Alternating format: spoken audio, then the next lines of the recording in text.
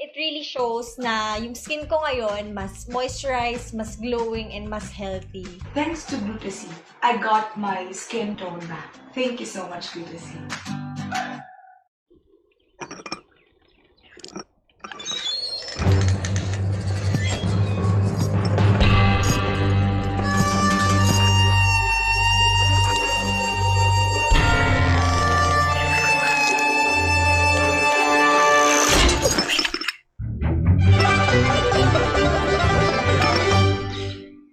Every coffee needs a lotus. What's the secret to beauty's beauty? Langis. Ito ba lahat ang gamit mo? Ay hindi. Isa lang ang gamit ko for all. Moringa O2 Therapy Oil. Hindi lang malunggay. Meron ding olive oil and omega from sunflower oil. This therapy oil helps relieve my dry and irritated skin. It helps lighten my scars and stretch marks. It helps make my hair young and healthy. This is our beauty secret. Sana all! Zero oil.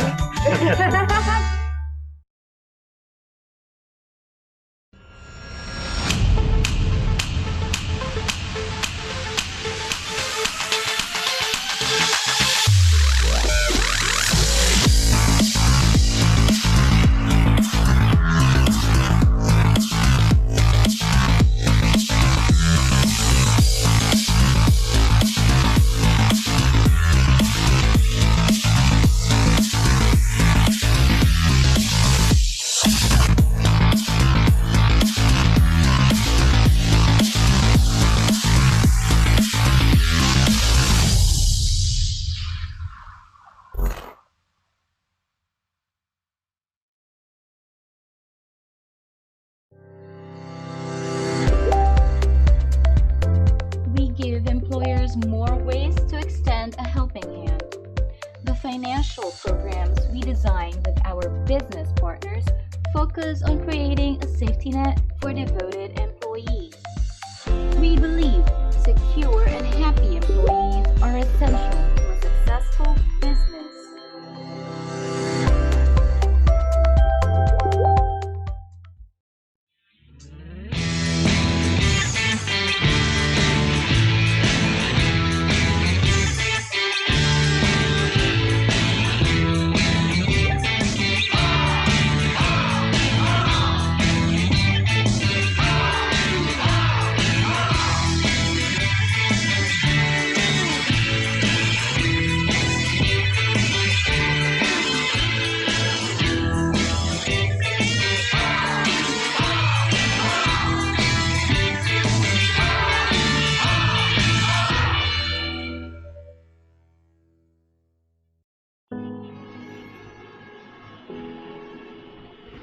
Nandito ako nung nagpa-practice mag-bike ang anak ko.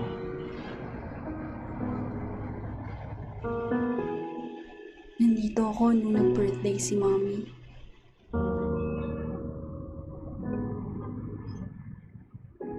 Dito ako nag-celebrate ng wedding anniversary namin.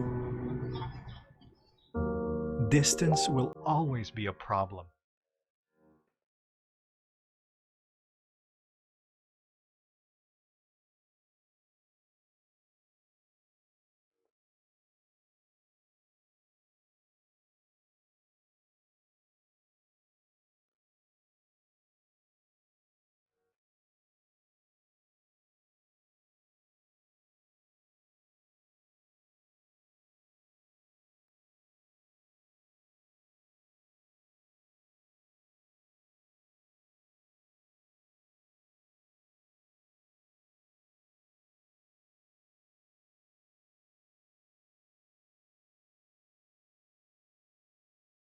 So choose a home that makes life more fulfilling by bringing you closer to everything that matters the most. Arezzo Place Pasig. Live fulfilled. Finma Properties, making room to build your future.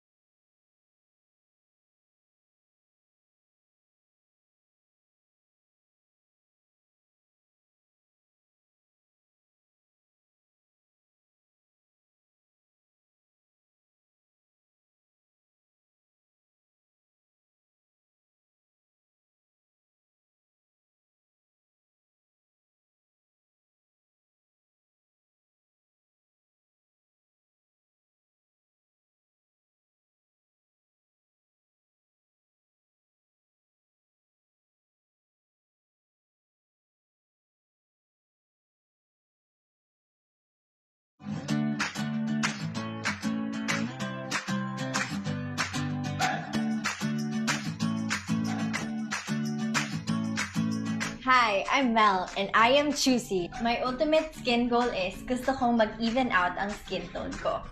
Hi, my name is Gian Anwada. My skin goals are to become whiter, fairer, healthier, and younger.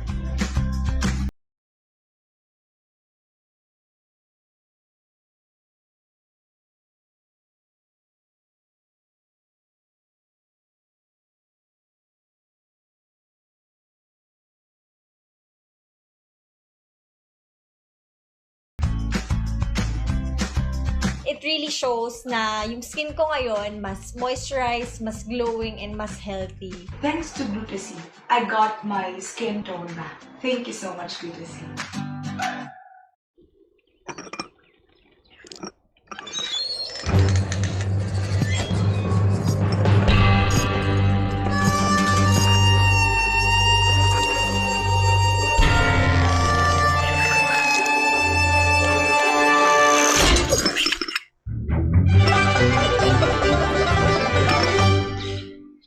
Every coffee needs a lotus.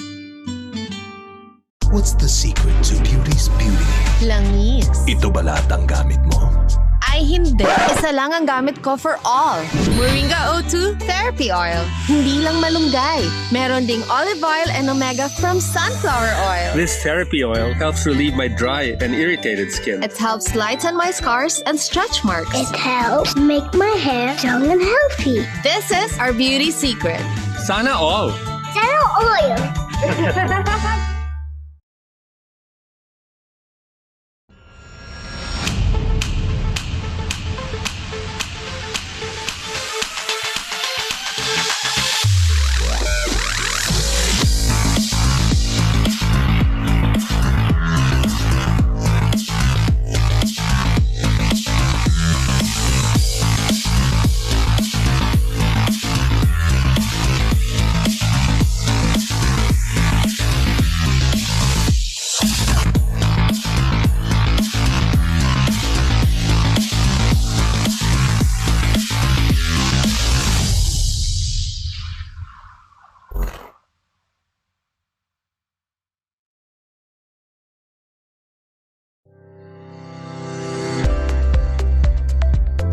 We give employers more ways to extend a helping hand.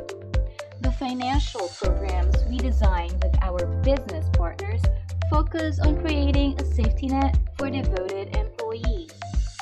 We believe secure and happy employees are essential to a successful business.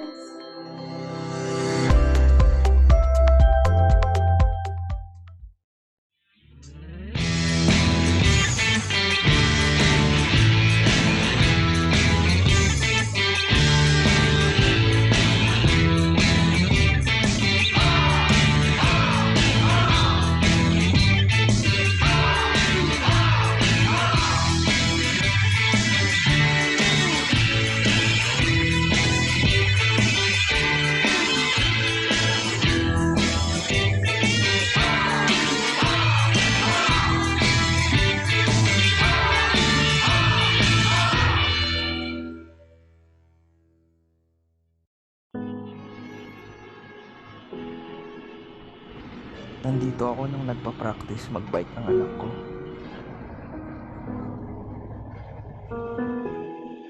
Nandito ako nung nag-birthday si Mommy.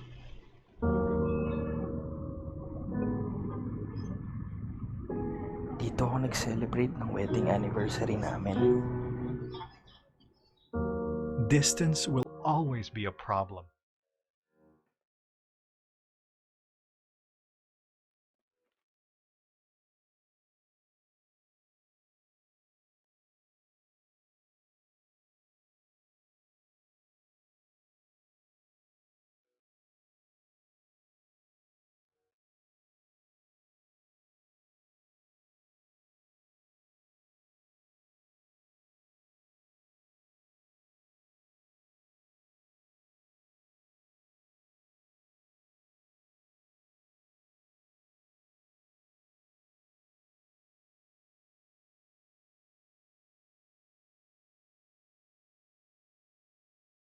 So choose a home that makes life more fulfilling by bringing you closer to everything that matters the most.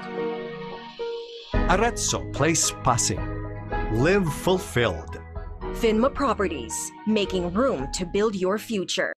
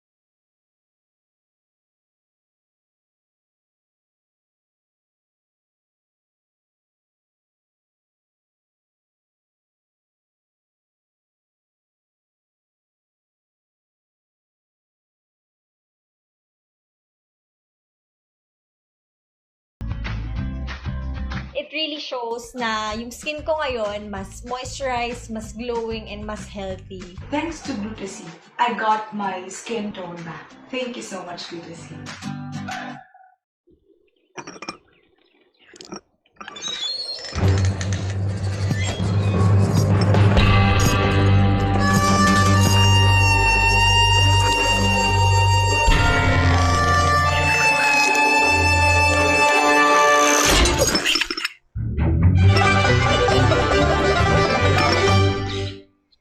Every coffee needs a lotus.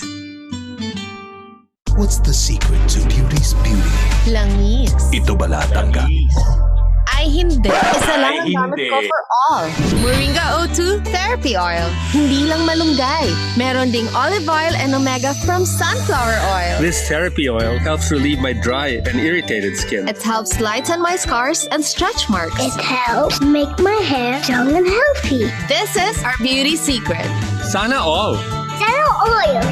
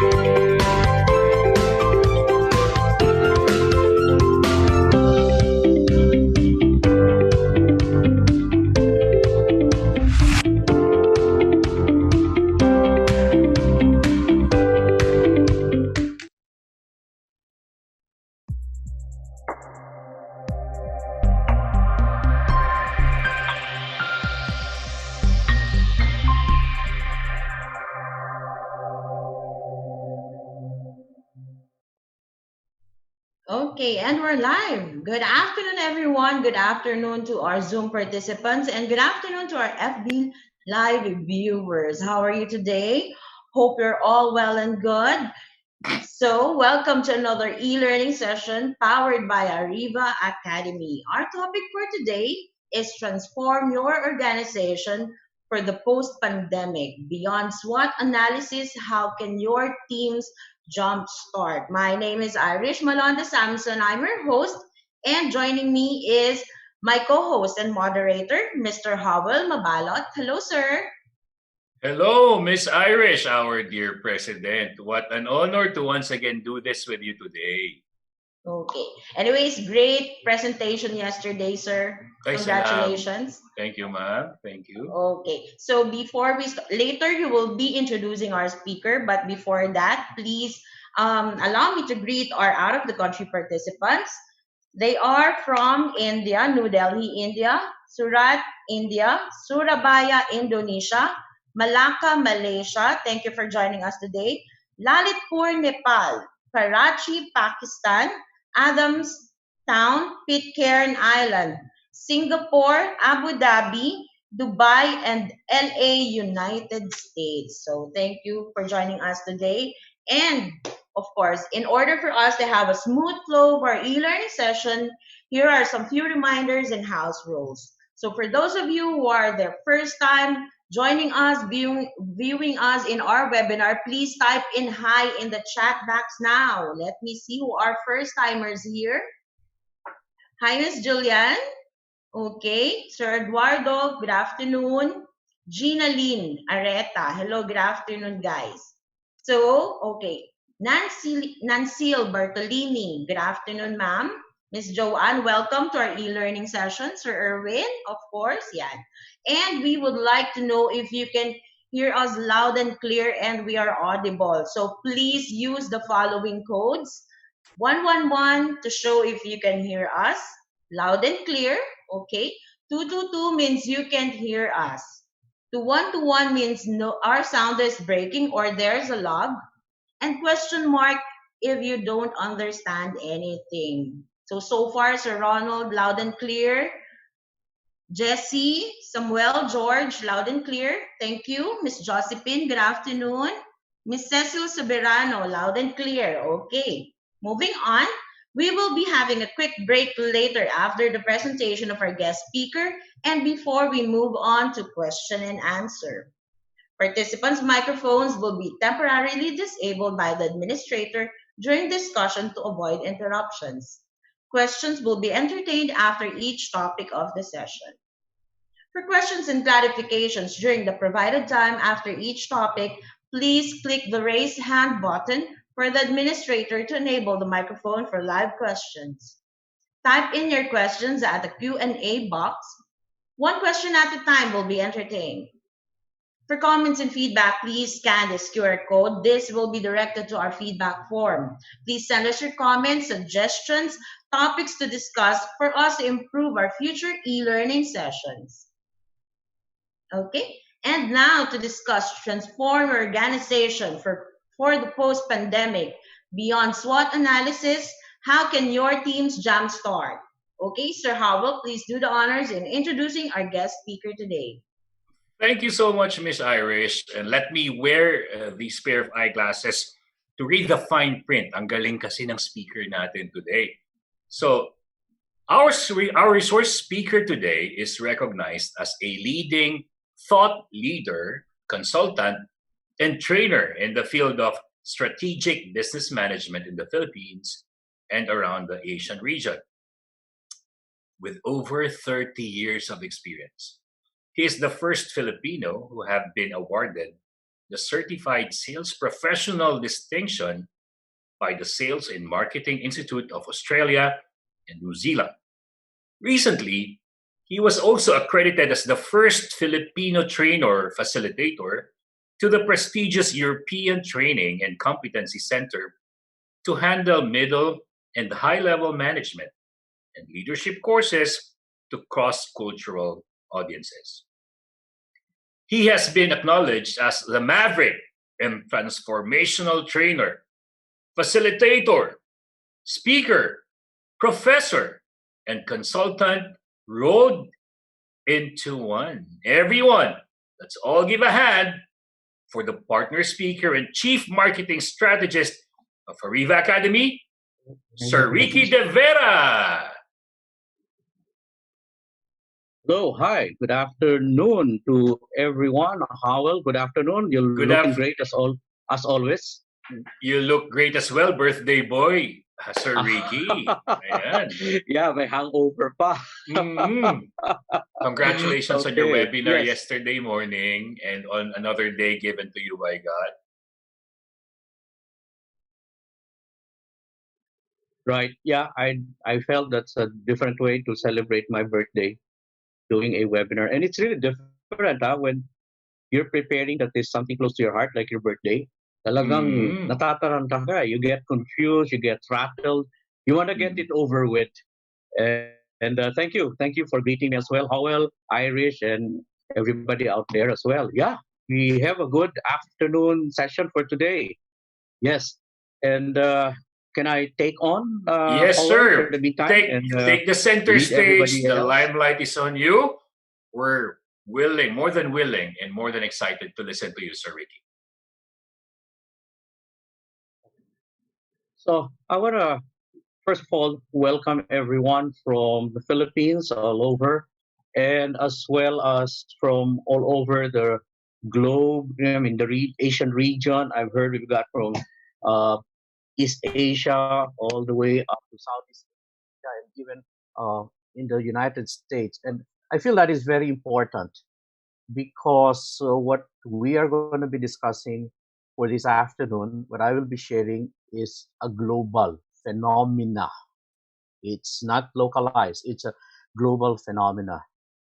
And for those of you who are not familiar with my background, although of course Howell has shared it already, let me just give a quick snippet so that as I bring you to my journey map, people, the audience would be better appreciating why is Professor De Vera or Mr. De Vera or Ricky talking about it. Okay, so I'd like to I'd like to therefore give everybody an appreciation because what will happen, okay, what will happen is this. Okay. My background is if I were to call it, it's a mix, it's a hodgepodge. But I was very clear that what I wanted in life was to constantly be transforming. And that's why if for those of you who are not familiar with me, let me just quickly share, then I'll go on with my session. I have an MBA and advanced studies on strategy from Japan. Okay, and for me, that's interesting because I felt the Japanese culture would be very interesting to understand how they strategize. I'm also a consultant in Singapore. I got my certification there, so strategy for business. And then to hone it up, I continue to be a professor.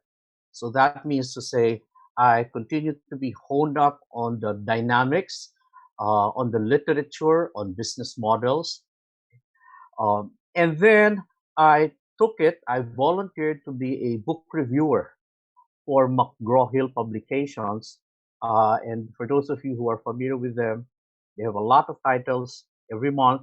So I take a look at those titles, I review them, and I identify which one would be more relevant to a particular country, particularly like in the Philippines, which one would be of interest. And I even do book reviews of books as well. So to broaden my perspective. And then I realized as well that very important to understand people because it's the productivity of people. So I became a specialist. I moved to also add on people productivity and then OD, organizational alignment. Don't worry, I'm still okay. Some people are saying, "Ang dami mong ginagawa," but if you're focused, I feel that's very important. And then my life has been on sales. And for me, sales is really about promoting oneself. And then a lot of a lot of my audiences were saying, "Can we know more about your thoughts?" So I became a contributor to leading newspapers, both in the Philippines and in the Asia Pacific as well. And then I was asked if I could join a working committee on strategic business negotiation for the for trade. So yeah, I said, why not? Then what is also interesting is, well, um, 30 years of being there and 21,550 days of being alive from the time as I was born, I went up to the level of mentoring, mentoring executives, mentoring COOs. I'd like to make it clear, COOs are children of owners. Okay, that's very interesting because what I've noticed in a number of engagement is the children of owner are being forced to run the business. If you notice, mine is no. We got to mentor the children of the owners, and I'm happy because I have success stories of those as well. And then I got an invitation from companies in Europe. Can you also, because there's a lot of Filipino and Asians working in Europe, so sure, I was certified to be an instructor on managing multicultural teams, very challenging. So Europeans managing them and Asians managing Europeans. That's very interesting as well. And then I do economic briefing, and I feel that's also very important. What's happening in the global economy? Then that missing link, I had to fill it up. I took in further studies and became a behavioral psychologist, and I do counseling as well. I do more of counseling and psychology, behavioral psychology, psychology about how people are in an environment. And I also got certified under certain programs on situational leadership. This, some of you probably are aware of that. So I'd like to call myself multifaceted. In some people might say ang gulo, sa akin no, multifaceted. You got to bring yourself anyway. So given this, I am sharing it because as I now walk you through, there's going to be a diversity. Let me use that word. Diversity is where I propagate diversity. And diversity means to say, if we take a look at things, we cannot look at it from one angle. We got to look at it from different angles. So this is a short session, but I'd like to share this to people who are listening. You don't have to be the owner. You could be the supervisor. You don't have to be the supervisor. You could be an employee. You could be a staff. But I guess at this point in time, everyone is seriously concerned about how their employment, how their business will move forward. Okay, so let me therefore bring you in with that background as well. Okay, the topics I will be sharing would be 6 points. So I'd like to emphasize to everyone, don't take a liquidity break for the meantime. You might miss out. These topics are interrelated. Okay, I'll start with internalizing the planning discipline and then move towards the impact of the COVID-19 to business and company, the plans of organizations. And then where does this lead a business therefore? And I'd like to mention, when I talk about business here, it could be, where is a department headed for in a business? Where is a team which is in a department headed for in a business? Okay, so for team leaders out there, you got to listen because this also will impact you. Okay. And then there are so many planning models that you can use actually, and I appreciate that. The question is, which one would be more appropriate? That's a word that I like also people to please do remember. There is no right or wrong in today's dynamic situation. It's very disruptive. There is no right or wrong. For me, there is an appropriate model. So that's the terminology that I use. Disruptive, appropriate, and then what is a business sustainability model? This is interesting since, let's put it this way, I'm a wide reader. I do book reviews. I talk to a number of consultants, advisors, mentors, business leaders as well. I have created a business sustainability model. So this is a conglomeration of different ideas, models put together. So I have to be honest about it. What I will share, particularly the business sustainability model, is not in Google. It's not on. That's why it's good you're tuning in to this session that we are giving, me and supported by Howell as my moderator and Ariva. because I felt we want to share something you don't see, and you're gonna hear it first, and that's very important. And then moving forward. Okay, so I have a few questions I'd like to ask everyone who is now listening. Okay? And if there are others in your team who are not, why not give them a, connect with them now and say, you better listen because malalim ito. This is something that is very, very important for everyone. Okay. So questions I'd like to ask relative to internal planning discipline, or what is called practice. I've realized, and I'm asking now people out there, most companies, this is my sense, plan to hit their targets. That means to say every year targets are given, and that means to say every year targets have a tendency to increase. So ask yourself, is this something that is you can relate to?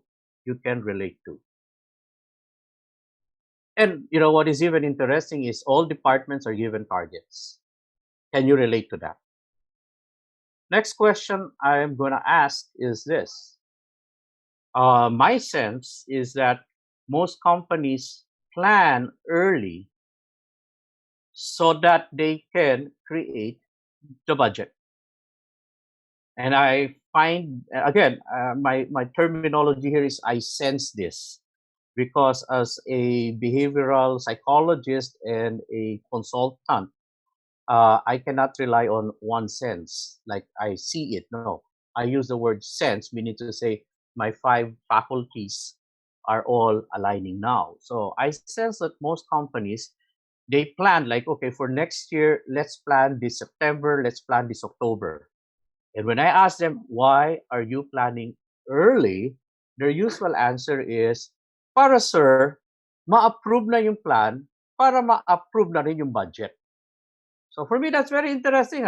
So you're planning early to have your budget approved. Very interesting. Very interesting. My third question to people who are listening. Most companies rely on data and statistics when they plan. Okay? Which means to say, what did we do last year? Okay, what are the numbers that we were able to perform? And then, what is also interesting, I sense, is that a number of companies would plan on the increment, not the totality. So when they say, okay, we're going to grow by 20%, let's plan on that 20% growth. And again, that's my sense, most companies. This fifth question for me is really so interesting. Many of those who plan will not necessarily be the one to implement. So if you can relate to that, okay, and I've sensed this, I've been engaged in a lot of consulting on strategy, been asked to come in and facilitate. I notice most people who are in the planning session are the executives, the management. Then I ask, where's your next in line? Wala, may ginagawa pa, So, okay, fine. Who's going to implement this? Sila, them. Who's planning? Kami. So we plan, they implement. Okay. Now let me again ask as a reflection, and to all of you there, is your answer, and let's do a quick poll here, okay? Is your answer to most of my questions here a yes or a no? That's a simple, a yes or a no. So Howell, if you can help me out here, I will not remove the slides, but maybe in the next 5 seconds or 10 seconds, we can ask our participants if they can put in their company, and then is it a yes? Yes means to say most of the things you are now presenting to us, we're doing that. No yes. is not all. Okay, please, okay. Howell. Sir, we're being flooded with a lot of yeses. Okay. Wow. A lot of yeses. So 7, we 8, 9, 10, 11, 12. So okay. There's not a no, not a single no. Everyone agrees with you. Wonderful. I call that a tsunami. Tsunami, Na tsunami man tayo, di ba? Para Yes. sunod-sunod yan. Yeah, okay. And I appreciate that, actually. I appreciate that. I mean, I have to be very sensitive on sharing it. And I appreciate that we're getting responses, number one. And I will respect if the answers is yes or the answers is no. That's also one thing I realize when you're a consultant. You cannot play favorite. So yes, okay, marami, no? And I'd like to now move on to this one. My good friends, audiences, wherever you are. Okay. If your answer to many of this is yes, I'd like to say congratulations. Congratulations, because you have now come into a realization that your business should have a structure. And I call that a core business structure. And what is that business structure? We have to have targets. We have to have plans. We have got to actually appreciate as well. Kasi may budget tayong aprubahan, etc., etc. So you got a core business structure. That's wonderful. And I'll tell you, many of us is answering yes because this is what has actually happened. Okay. Now, I'm going to move on a bigger picture. Whatever you are doing, if it is working, please remember this. Because, number one, the next level that surrounds your business structure is also working in harmony. What do I mean by that? Okay, try to think about it. Anyone there in any business, product or service. For you to run your business, you got to have markets. That's my primary market out there. And as long as I've got primary market, I'm happy. You're happy. But you also know that your primary markets, some of them might have customers. And as long as the customers of your primary market are happy, so you're happy. Everything's okay. And then you also ask yourself the question, do I have suppliers? And who are the suppliers of my suppliers? And as long as the suppliers of your suppliers can supply, everybody's happy. And then, of course, once in a while, if I notice Howell is smiling, I hope that's a smiling of, yeah, you're right. And as long as you have fallback suppliers, just in case your existing suppliers does not supply, you're fine, correct? So I put those four, and this is a simple appreciation. Now, I'd like to say this model that I'm sharing, this one you can take a look at, but I have changed the elements or the parties. This is what we call an ecosystem model. And so far, so good.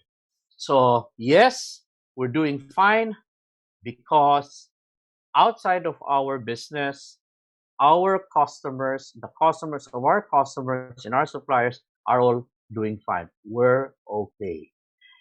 Then we take a look at the bigger picture, which, and probably many of you have never taken this seriously. The third level. What is this third level? The government. The laws of the government. And then if you have a lot of offices in different provinces, the regional, the LGUs. And then you've got competition. That's why when people start saying, who's our competitor, you should not only ask who's our competitor. For me, more important, who is our competitor in every province? If you were in Philippines, if you were a player in the regional arena, who is our competitors in Philippines? Who is our competitors in Malaysia? Okay? And that's how I call that. This is another terminology I will share, being pragmatic. Okay, so my good friends, sana po wala pang nagno-nosebleed. Okay, but we are not here to really make it difficult. We're here to introduce to many the more appropriate terminologies.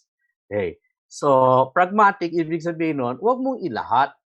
Okay, so and then of course we have advancement in technology, etc. And then you've got some of us as we're growing, we've got new investors coming into the business. So again, as I'd like to emphasize, when each of these parties know what to do, they blend in, and then again, they work to support your business. Okay, so what you have here, my good friends, is called an ecosystem in harmony. An ecosystem in harmony. But please remember, very critical here.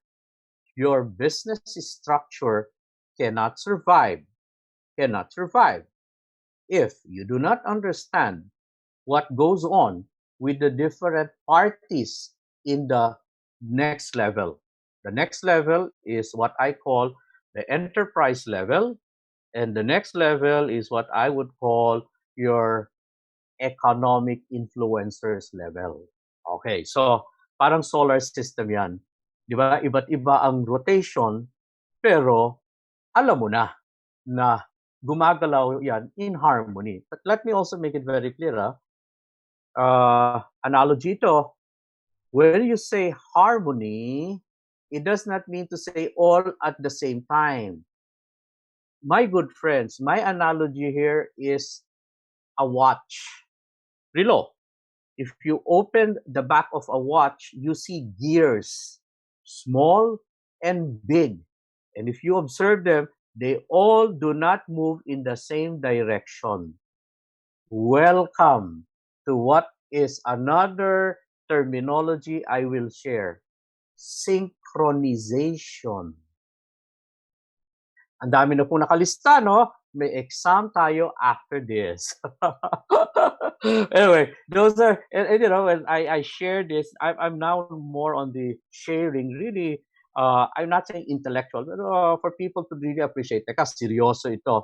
There's really a lot of terminologies here that I suggest people also appreciate. Anyway, so that's what you have, a solar system in synchronization. Now, what happens? The last thing that anyone would like is a disruption.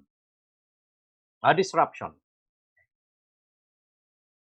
And if I therefore take a look at it now, I'm going to my next slide, okay? This is now where I'm coming from. First, the question is, most companies plan to hit their target, and I know many of you answered yes. This is now where I'm coming from. Are you planning to hit your target, or should you plan to understand the environment that will affect how you hit your targets? Think about that.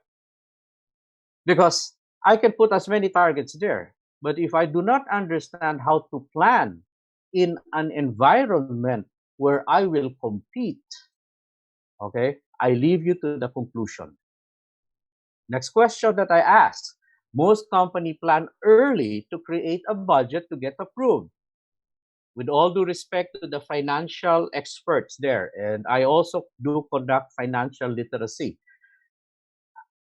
A question I'd like to ask.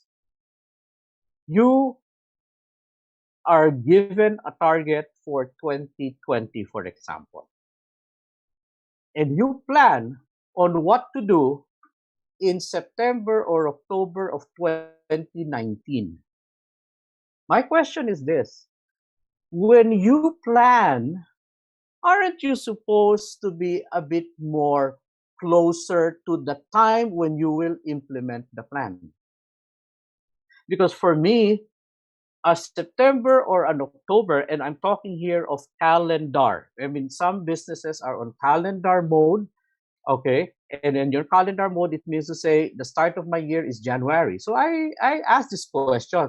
You're planning for January next year, pero nagfo-forecast na kayo, nagpa-plan na kayo September, October of this year for next year. Bakit? And the answer is, para ma-aprubahan ang budget. Again, please think about it.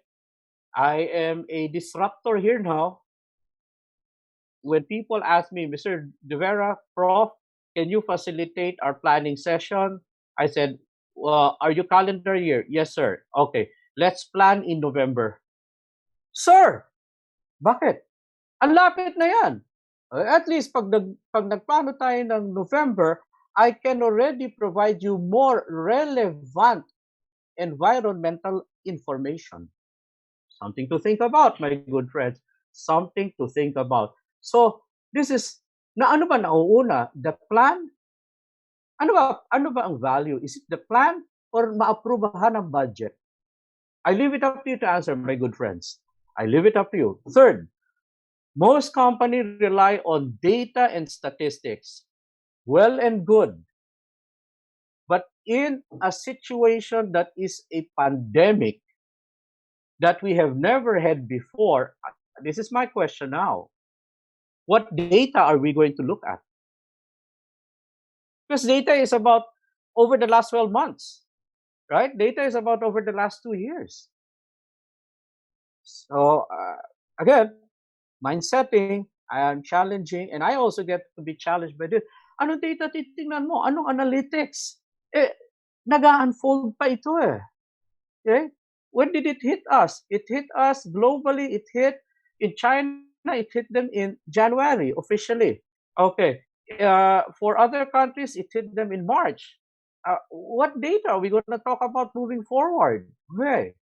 Think about it. Then most companies plan on the increment, not the totality.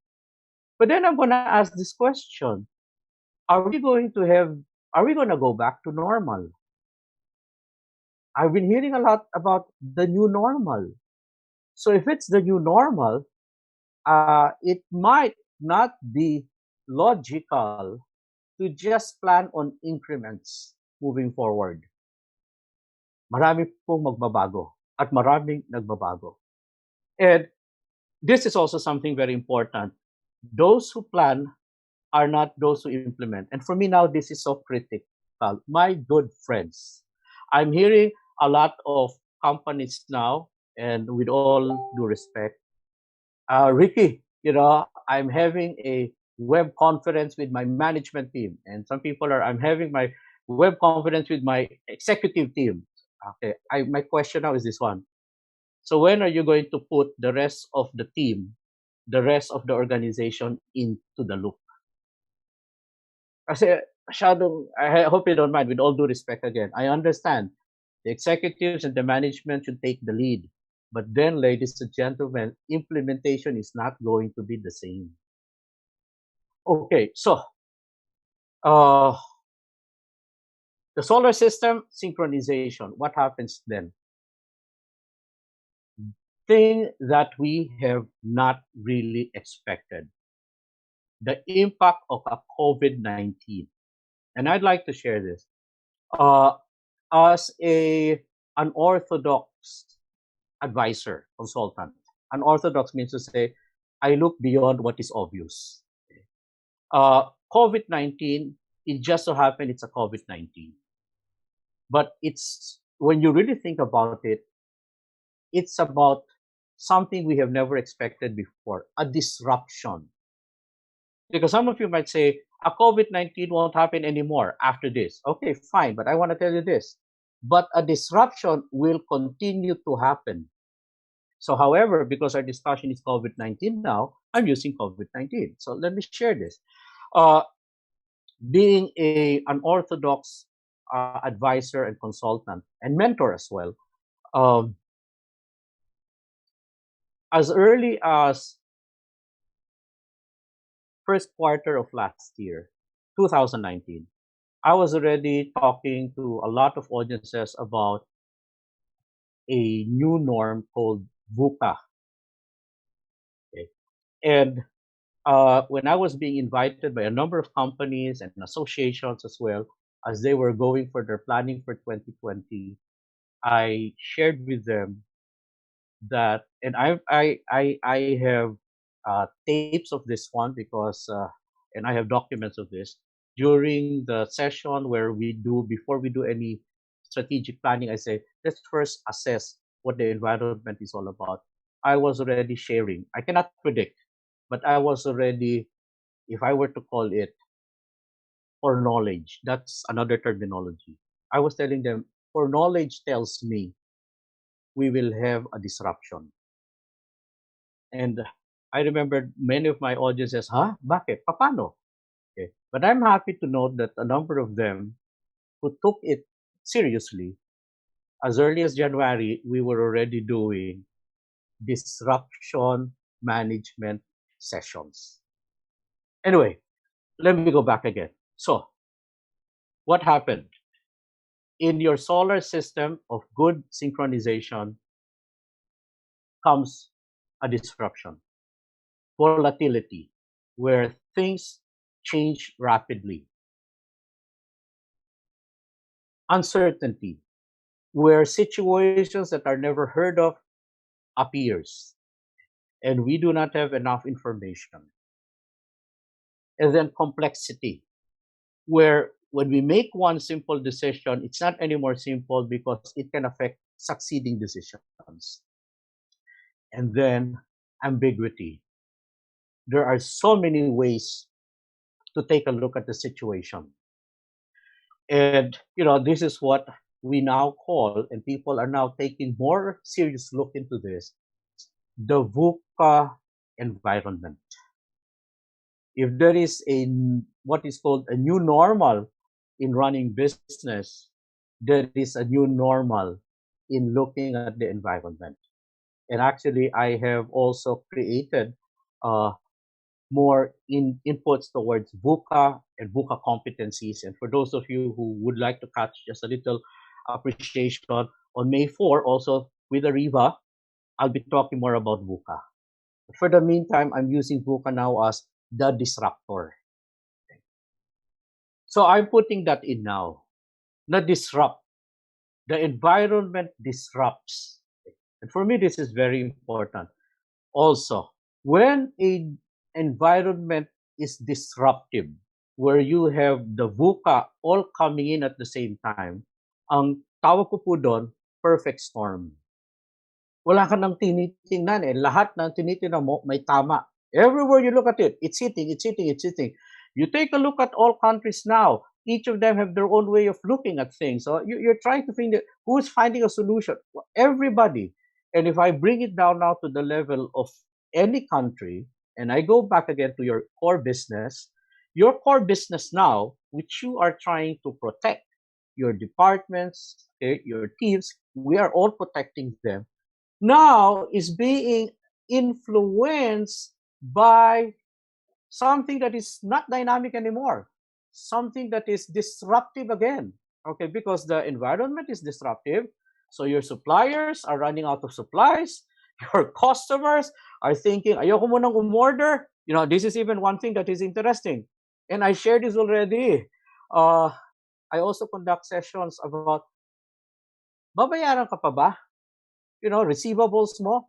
So even your customers. So, and then we take a look at our local government. We take a look at our government. Some of us are saying, how come the government doesn't know what to do? Ladies and gentlemen, I'm going to ask this question. No government in any country has ever been in a perfect storm. And that is what is happening right now. Okay. So the impact of this has actually now created what I called, and it's not yet the end of the story, it is still unfolding. I appreciated it because yesterday I was listening to Howell's sharing, and I really appreciated, that selfless leadership. That's very important. Kasi sa akin din, I'd like to put it, my good friends, what's going to be the new normal? The new normal is going to be what they call the modified. And you know what is so interesting thing about the modified quarantine? The implementation is still going to be on May 1. So it's still unfolding. And as I'm speaking right now, all our government agencies and local community leaders are still figuring out how it's going to happen. Okay, so I'll put it this way. Huwag mo nang problemahin yung gagawin nila. Okay, because our role is to be able to manage what they will give us. That's the way I like to look at it. Unless I am promoted to become a leader in terms of political, I'd rather put focus. Okay, so where does this lead us now into, my good friends? A global environmental disruption. that is unprecedented. That is unprecedented. And because of this, okay, what it has been, the way I sense it, what has been the impact now of the COVID-19 and all other disruptions that will happen moving forward. First, it will disrupt whatever plans you have set for 2020. Whatever programs, whatever strategies, it will disrupt it. So for a realization, I'm not saying you should throw your plans. I'm saying we should be realistic. It will disrupt. Number two, the way I also see it, it will challenge the strategies that has been agreed upon. Okay. So strategies, are we going to therefore innovate? Are we going to expand our operations? It will challenge those strategies, okay, particularly how we're going to do things. Likewise, okay, it will also become a realization, and this I would like to share to the listeners, to the viewers as well. Again, coming from my end as an unorthodox consultant advisor, I personally would like to share this. Change does not start in an organization. Because if things are working, keep to it. But what is happening really is change starts in the environment. And that is so critical. And that's why when I now am invited to also do economic and business briefings, I always now say, pwede ba isasama ko environmental briefing as well? Because that has an impact to the total picture. So a realization that change does not come from within, but it comes from the environment. And I'm already sharing this, my good friends, because I'll tell you one thing that I sense. When we move on to the new normal, there will be a reality check. You might not be able to bring in the boat, all your people. You might not like what I am saying, but I also share this to the people, to the employees. Are you ready for something like that? You might not be in the boat. But remember, it's not because of the business. It's because of the environment. And this is also something that I find now very challenging. I've been supporting and providing advice and guidance to a number of companies as well on PMS. For those of you who are not familiar with the terminology, performance management system and structures. You know, where you start identifying and measuring productivity, etc., and then you give them the KRAs and KPIs. I'd like to be as candid as possible from a perspective of unorthodox thinking. What KRAs will now matter moving forward? Here is what areas. Can you still say, we will retain the measures, we will retain the productivity level in the next 6 months? You answer that. Mine is to make you think about it. So it creates now, for me, a challenge on how do I now bring back PMS into the picture, because PMS is supposed to put in a structure, a system on productivity. And where am I coming from? Because my friends, pre-COVID, your business was doing well. You know what to do. Things are organized. They are systematic. You even have, you know already who's going to retire, etc. In the present COVID-19, I was talking to some friends of mine in the health profession, and I was trying to relate it. And I find this terminology, muscle atrophy. What is that? Try to think about this. You planned so well for a bright 2020 business, for your department, for your team. So you've got your resources ready. Then suddenly lockdown. So what has happened, if you try to connect now, the adrenaline of the people, ready na kami. Cannot. Lockdown. Our resources, we've already ordered this new equipment. Padating na dito. Lockdown. So what happens suddenly is that, for me, it's called atrophy. It's when the muscles now are ready, but they're wasting. Why? Because the mobility of people, they think, they act, hindi pwede. And, and in some communities, they're so tight that you cannot even go out, so everything is now regulated. And that's what I sense, again, I'm using the word sense, what is happening to many companies, many businesses, many teams right now. There is atrophy. We gotta be aware of this, ladies and gentlemen. And you know what is so interesting is, if we do not address this atrophy by the time that you are headed, or we are headed, for the post-COVID-19, that's a question mark now. What's going to happen? Okay? And that for me is so critical. Okay? You're ready if things were okay, present, there is atrophy. Have you ever thought about it? My mind is thinking, but I am not behaving accordingly. That's very challenging. Okay?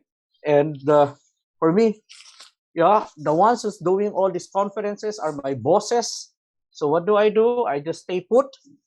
When you say to somebody, stay put, atrophy starts already. Ano gagawin ko? Okay. And that's why there's a big question mark here. Leading now to this challenge. Where do we go from here? Okay. The answer, my good friends, let us plan. Sure, why not? And you can always take a look at the internet. There are so many ideas in terms of planning. Where are we now? Situational analysis. Where are we going?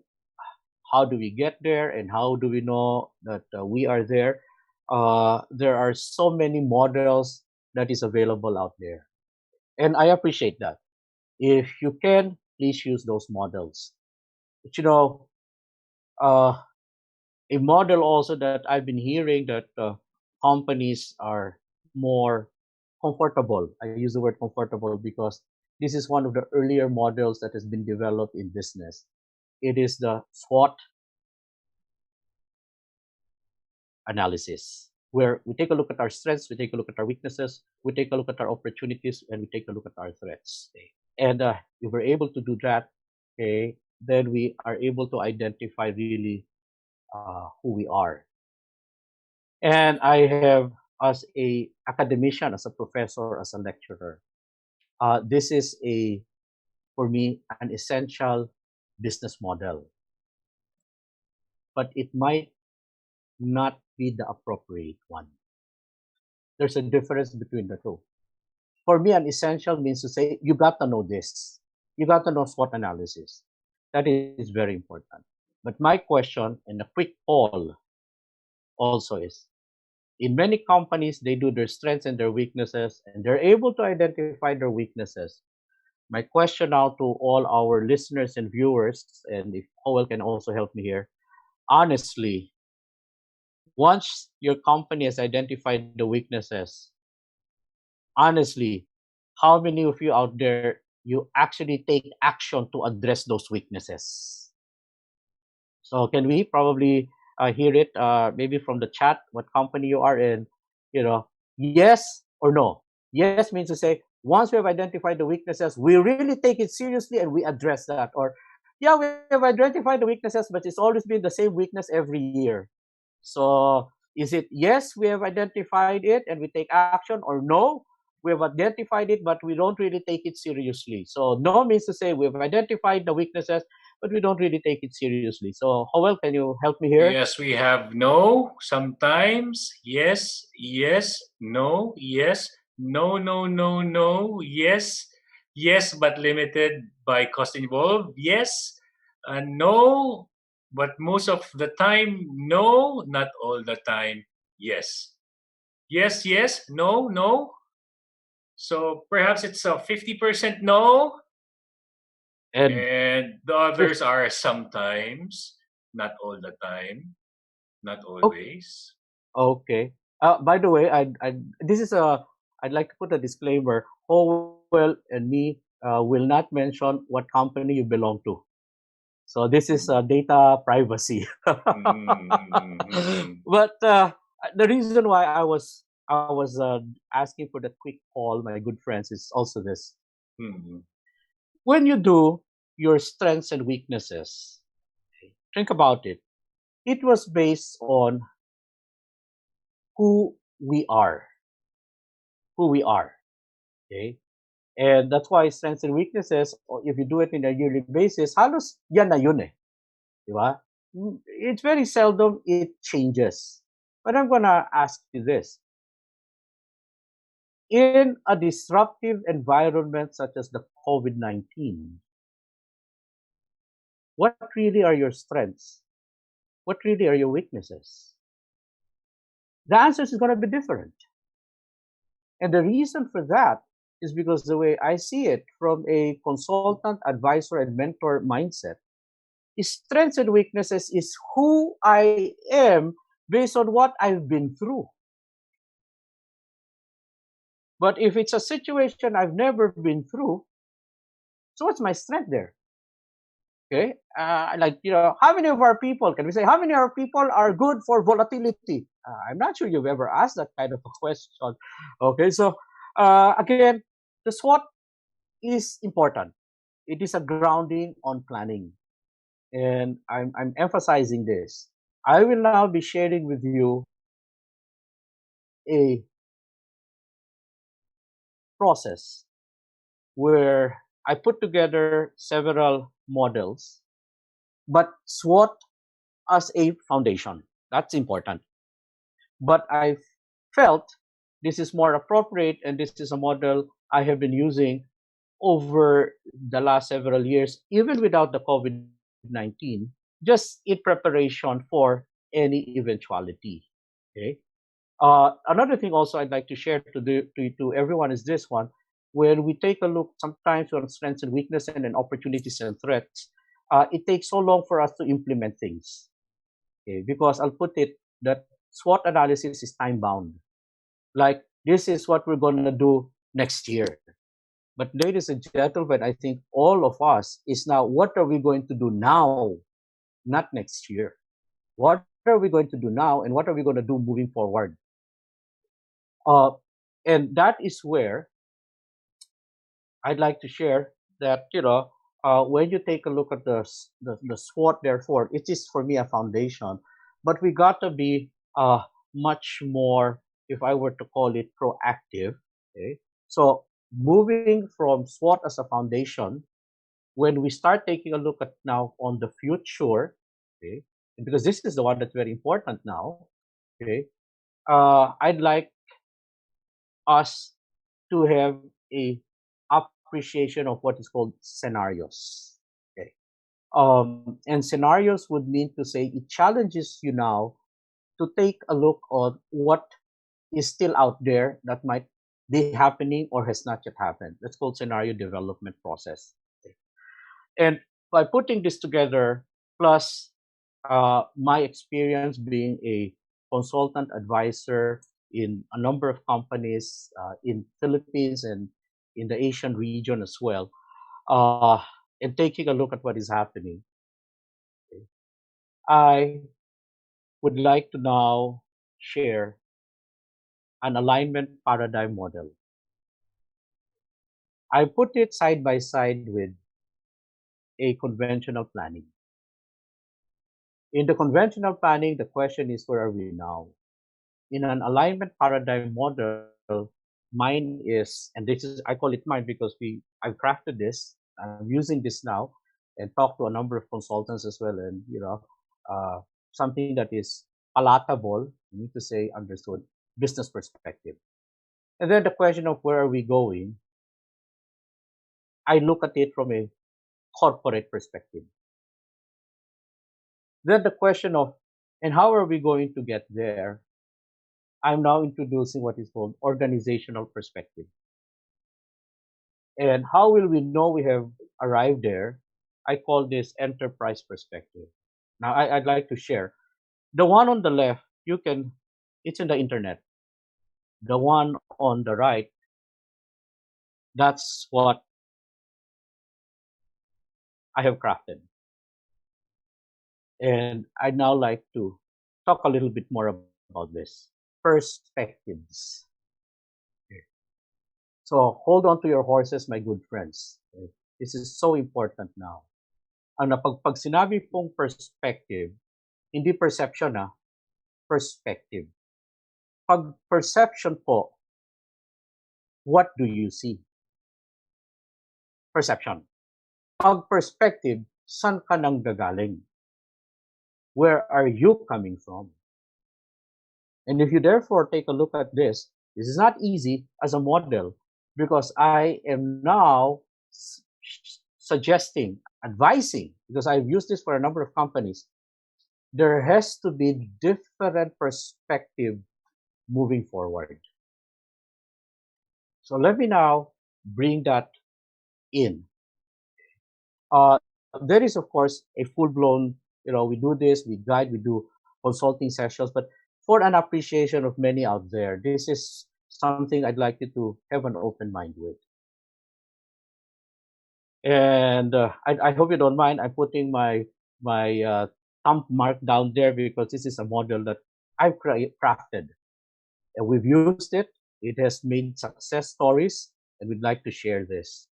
Okay. Sana if this was the 10 million, if you find a solution to the virus, but well, anyway, this is for the business. Okay, I call it business sustainability, an alignment paradigm. And I'm saying here po that look at it from an continuously assessment model. Ano yung unang tanong? You wanna jumpstart, you wanna do something moving forward. Okay. So first thing is business awareness. What does that mean? As a business, what are your key indicators? And if I were to answer that, financials, your financial statements. I'm gonna say, okay, I want to take a look at my income statement. I want to take a look at my balance sheet. Fine, that's your business awareness. Okay? And as a business person, okay, you are definitely going to be conscious about that one. My profitability margin, my revenue, etc. So that's now where you put in your business cap. Okay. Of course, we have guidelines there if this was a full-blown advisory, but just to give you an appreciation, business awareness. But that's not enough because it's about being aware of this is what I was setting, and this is so far what we're getting in the first quarter. Remember, my good friends, you have targets for the full year, but you break it down on a quarterly and a monthly basis. Tama, right? That's correct. You just don't take a look at the 1 year. You take a look at the semestral, a quarterly, and a monthly. And there are even others who looks at it on a weekly and a daily. So you've got some, awareness already to take a look. January, what happened there? February, what happened there? Oops. And we entered March, particularly mid-March. How are we so far? That's business awareness model. And that one I would understand would be with the management team. That's with the executive. Fine. Then goes the next, I call it the next stage that this we should be looking at, whether you're a team, a department, a section, a company, a conglomerate. Organizational analysis. This, if you notice, the terminology I use is not business. organization. When we talk about organizational analysis, this is now where we start talking about what's our processes, what's our service process, what's our production process. I hope you can connect with me, audience. Okay. But you don't only take a look at processes. You're gonna also take a look at what's our procedures. How do we make sure that that process actually can be implemented? What were our procedures? And I feel that I sense that most of you will agree with me. Your processes and your procedures today versus before the pandemic and moving forward, it's not going to be the same unless your business has always been on online. Then you also, and this is something that many have a hard time. Right now, I'm doing online coaching and advisory to a number of businesses. What are we doing? I say, we also got to take a look at your policies. When you talk about a process was based on a policy. And we cannot talk about that because this is organization now, not just the business. Okay, so when we talk of organizational analysis, bring it down to the processes and then the policy that created the processes and then the procedures that is supposed to support those processes. Now, that's not going to be easy, of course, because unless you understand, and I guess that's the framework. That's why I appreciate being a business process consultant advisor. I honestly, I started my first love was marketing, but then I realized marketing cannot work if there is no appreciation of finance, production. I think all the other consultants, the business consultants, particularly will understand where I'm coming from.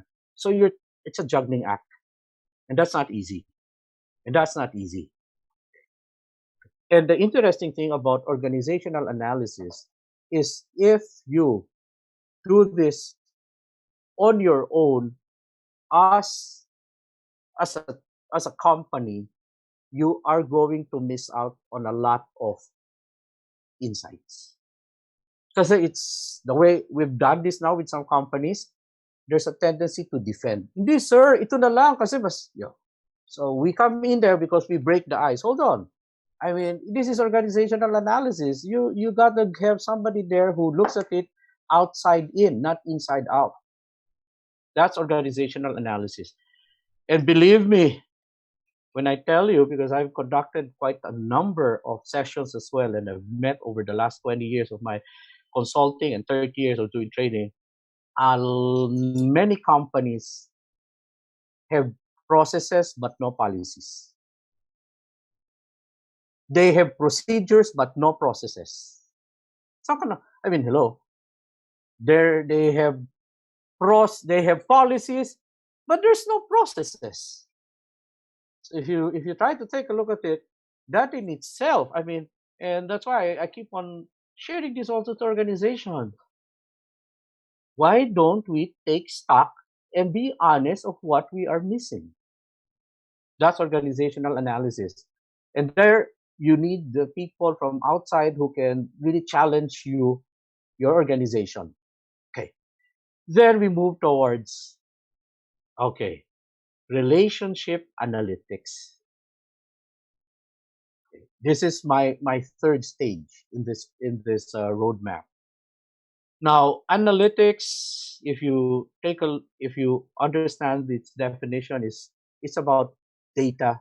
Okay, it's about putting things together. It's about statistics. I appreciate that, okay? And I do that actually. I appreciate statistics. That's why when I also now do project management sessions, I ask my clients, okay, that's our project management program or roadmap. What is our margin of error? What is our confidence level? Those are statistics.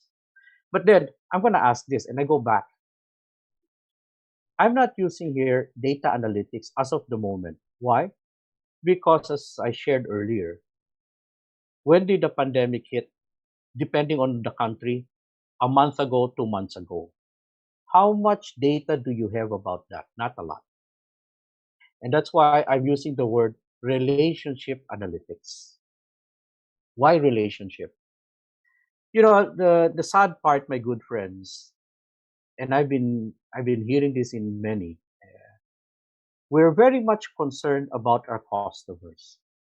No question about that. But then I ask this: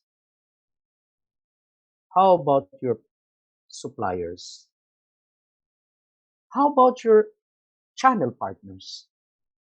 I haven't heard so much about how we can work better with our channel partners, how we can work better with our agencies. I'm not hearing that. What I'm hearing, and I appreciate it, is how we can save our customer. Fine, there's been a lot of that already. But the way I see it, relationship includes channel partners. Yung iba nga, we have some channel partners na, sige sir, you can delay paying me. I just want to make sure that I can support you. That's a relationship for me. And that's why I'm also introducing now relationship analytics for me would probably make more sense. I'm not saying we discard data or statistics. No, that's still important.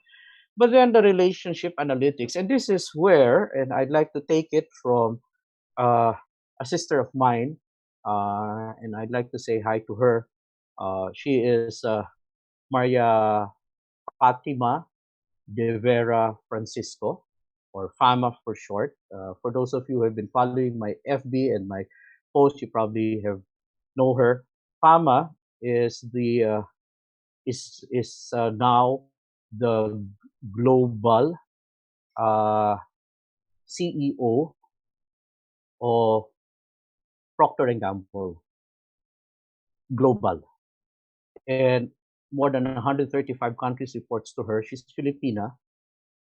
She is a global head CEO for the business, for 1/5 of the total business of Procter and Gamble worldwide. And we keep on sharing ideas. And Fama was mentioning to me, and I'd like to just share this to everybody as well. When we talk about relationships, it cannot be data. It's got to be insighting. Data is the result of what you have seen. It's the insight. And that one I really appreciate because I have also embraced that concept of inciting. And inciting means to say, put yourself into the shoe. Don't just ask. Don't just gather data. So that's why I talk to relationship analytics. And I feel that one we're missing out a lot. And I'd like to say hi to the Fama and the family as well. And thank you very much for also sharing insights. Okay. Then I move on to the next stage. Evaluation. Why? You take a look at a lot of studies today. You will not have a study that concluded how to address COVID-19. There's no closure yet. Every country has different variations of how they will ease their lockdown. So where am I coming from? We cannot make a conclusion. We need to spend more time now, and calibrate our mindset in terms of appreciating evaluation. And for me, there are two kinds of evaluation that we guide companies, leaders, even sales team leaders, etc. Okay, there's the formative evaluation, and there is the summative evaluation. When you say it's formative, it means to say, okay, this is how we evaluate. Let's therefore see how it works. While summative is, We have seen how it works. This is how now we would like to further make it better. So you decide what kind of evaluation is needed here. Okay, so there's formative and summative. Again, and it's not simple because here you gotta have a team do it. Not hindi ikaw lang. Because this is what I find interesting also. There are some that they evaluate on a one-person basis or a two-person basis. That's not for me evaluation. That's singular evaluation.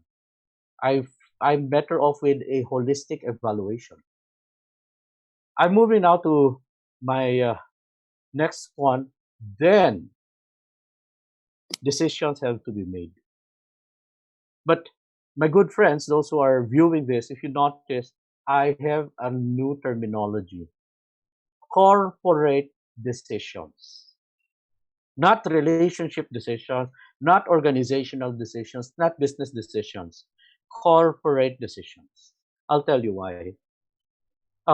With all due respect, okay, the way I see it, if it is business, most businesses are for profit. So if they do a business decision, cut this, cut that, cut this, cut that. But I sense at this point in time, in a disruptive environment, I'd rather move out my business cap and put in my corporate cap first. Why? A corporate decision for me is not about how much do we make in a year. It is not about what is our profitability. A corporate decision to me is this. Let us ask ourselves the question, can we still see our vision as a company to happen? Is that, or is this still our mission as an entity? The vision, the mission, for me, that's not business issues. Those are corporate, high-end. Okay? Your, as people would say, purpose. What are we here for? Okay? Now, if I put my business cap, how much should I make? And that's why corporate is very critical for me here. And interesting as well that in a number of companies, we have now also introduced what's your manifesto. And there are also many. I know what's a manifesto. I'll tell you, I'm sharing this. A manifesto, if it is understood by an organization, sinks deep to the heart of the people. The corporate is more cerebral. The manifesto is more emotional. And that's why we have helped and guided organizations as well in terms of let's add a manifesto. Let's put a manifesto. And then let us revisit your vision and mission. Is still going to be the same? Remember, we're talking now of the future. So that's corporate decisions. I hope you can follow, my good friends, where I'm coming from. Again, I am sharing something that is already a roadmap. And it leads us now into, for me, the last stage. And that last stage, enterprise governance. My good friends, it's like you're taking an MBA under Professor Vera here. But I love sharing to people enterprise governance. Okay, so the question that you probably are asking, governance, what is that? Governance is what is missing in many decisions. Decisions are made, but they cannot be implemented. There's difficulty. And so therefore, for me, governance is important because governance is about the management of the decisions. But then I'm not using the word business. I'm using the terminology enterprise. And for me, when you use the word enterprise, again, my good friends, it's a different cap. I have to put in the cap of an entrepreneur. So if you take a look at it, I did not put on the cap of an entrepreneur in the earlier stages. I have different caps or hats that I put in depending on what stage I am. And that's why when we share this on a more, in-depth advising or mentoring to companies or business consulting, we tell them, okay, for every session, we will have a different paradigm. And that's what I call, we also introduce the discipline of divergent thinking. With what is happening today, you cannot think as one. That is my take. There has to be divergence in the way we think and in the caps that we put in. So, moving forward, therefore, my good friends, and as we put in, what is therefore important is an appreciation that if we would like to, and this is why we have this sharing, there is a roadmap. That this roadmap, I formulated it. We have conducted it to a number of organizations as well, and we're happy with the results we're getting right now. It's not easy. It's not simple, because you have to put in that divergence in thinking. Now, I'd like to also emphasize this. As you move forward, my good friends, the single bottom line of making money will probably have to be put on the side for the meantime. I'd rather not make money at the meantime. I'd rather sustain the business. Okay, the profit can come as long as I'm able to sustain so far, fine. But then we'd like to share this as well. And this is where it comes into that enterprise governance, yung between the corporate decision and enterprise governance, what I call triple bottom line. We have to now take a look at social, economic, and environment. Okay, this is something that many are not comfortable with. But again, as I'd like to share, this is something that we have to open our mind to.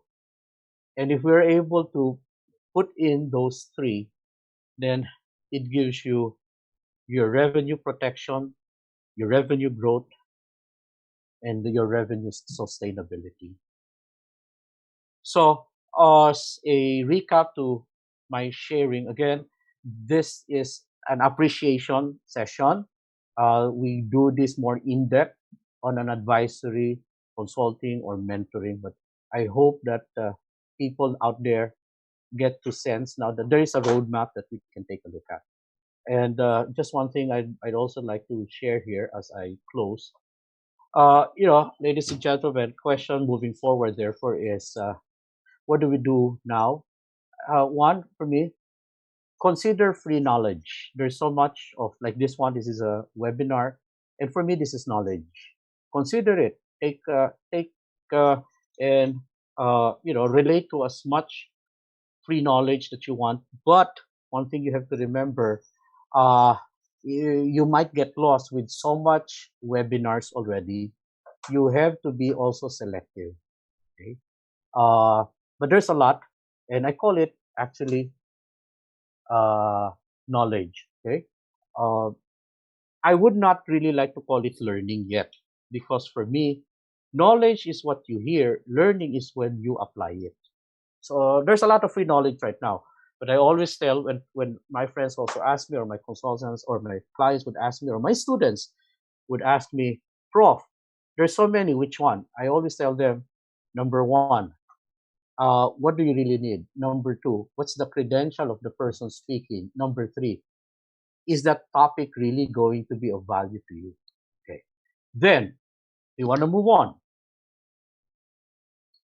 Consider consulting. or consider people who can provide you business consulting.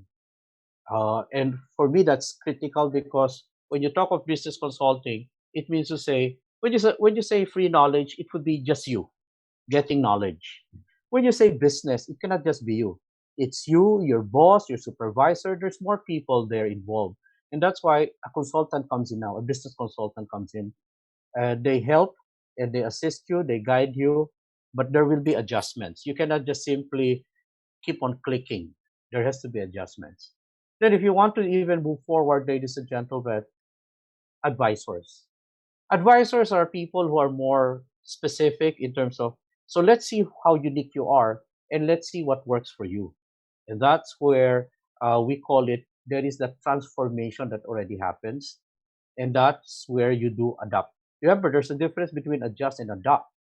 If you ask me as a consultant, I can give you, like if you have an issue, I can give you 10 different ways of doing it. But if you ask me and you say, but Ricky, I want the advisory cap, then I'll tell you, knowing who you are, out of the 5, these are the 2 that will work for you. That's different.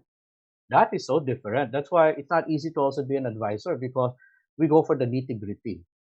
And we also have, there are companies who now say, okay, I've had it. I'm not ready for this. I want to turn this over to the next generation of executives. I want to turn it over to my son. I want to turn it over to the young Turks.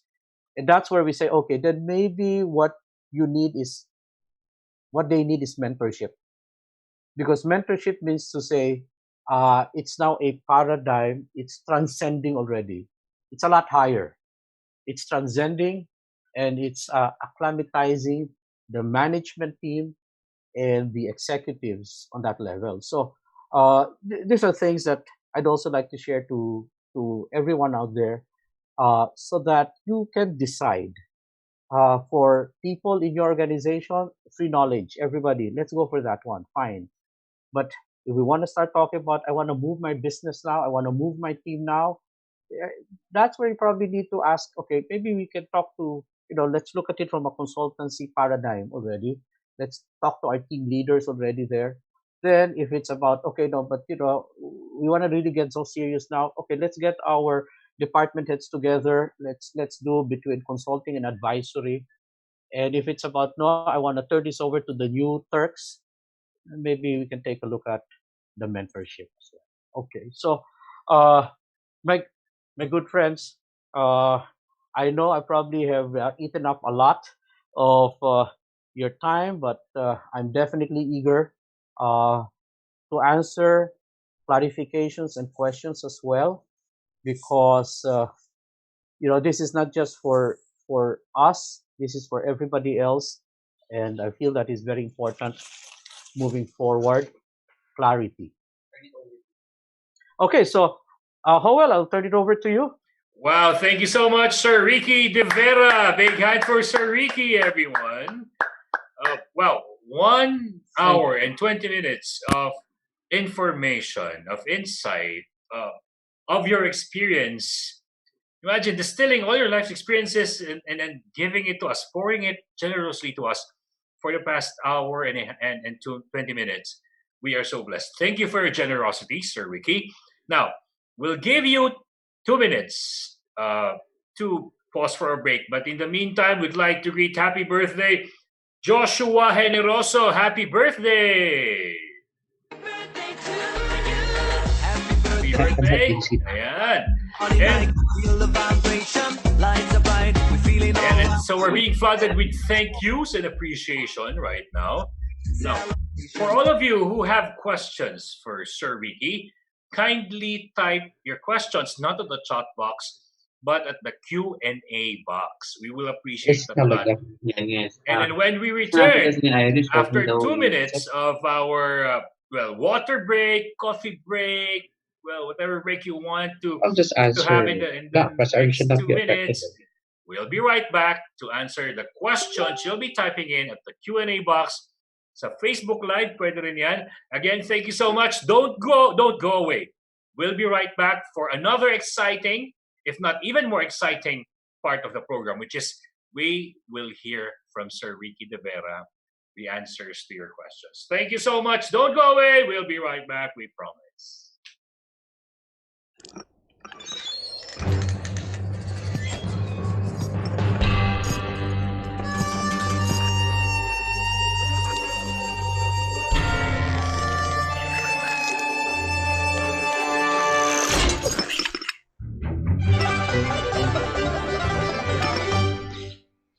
Every coffee needs a lotus.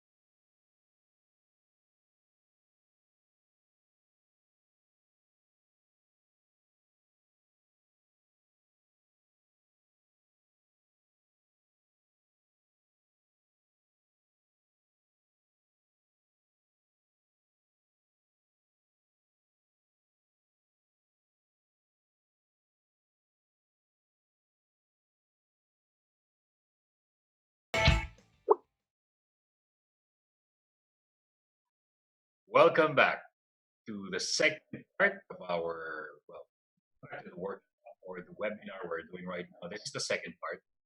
And before we call back our dear speaker, Sir Ricky de Vera, we'll first tell you.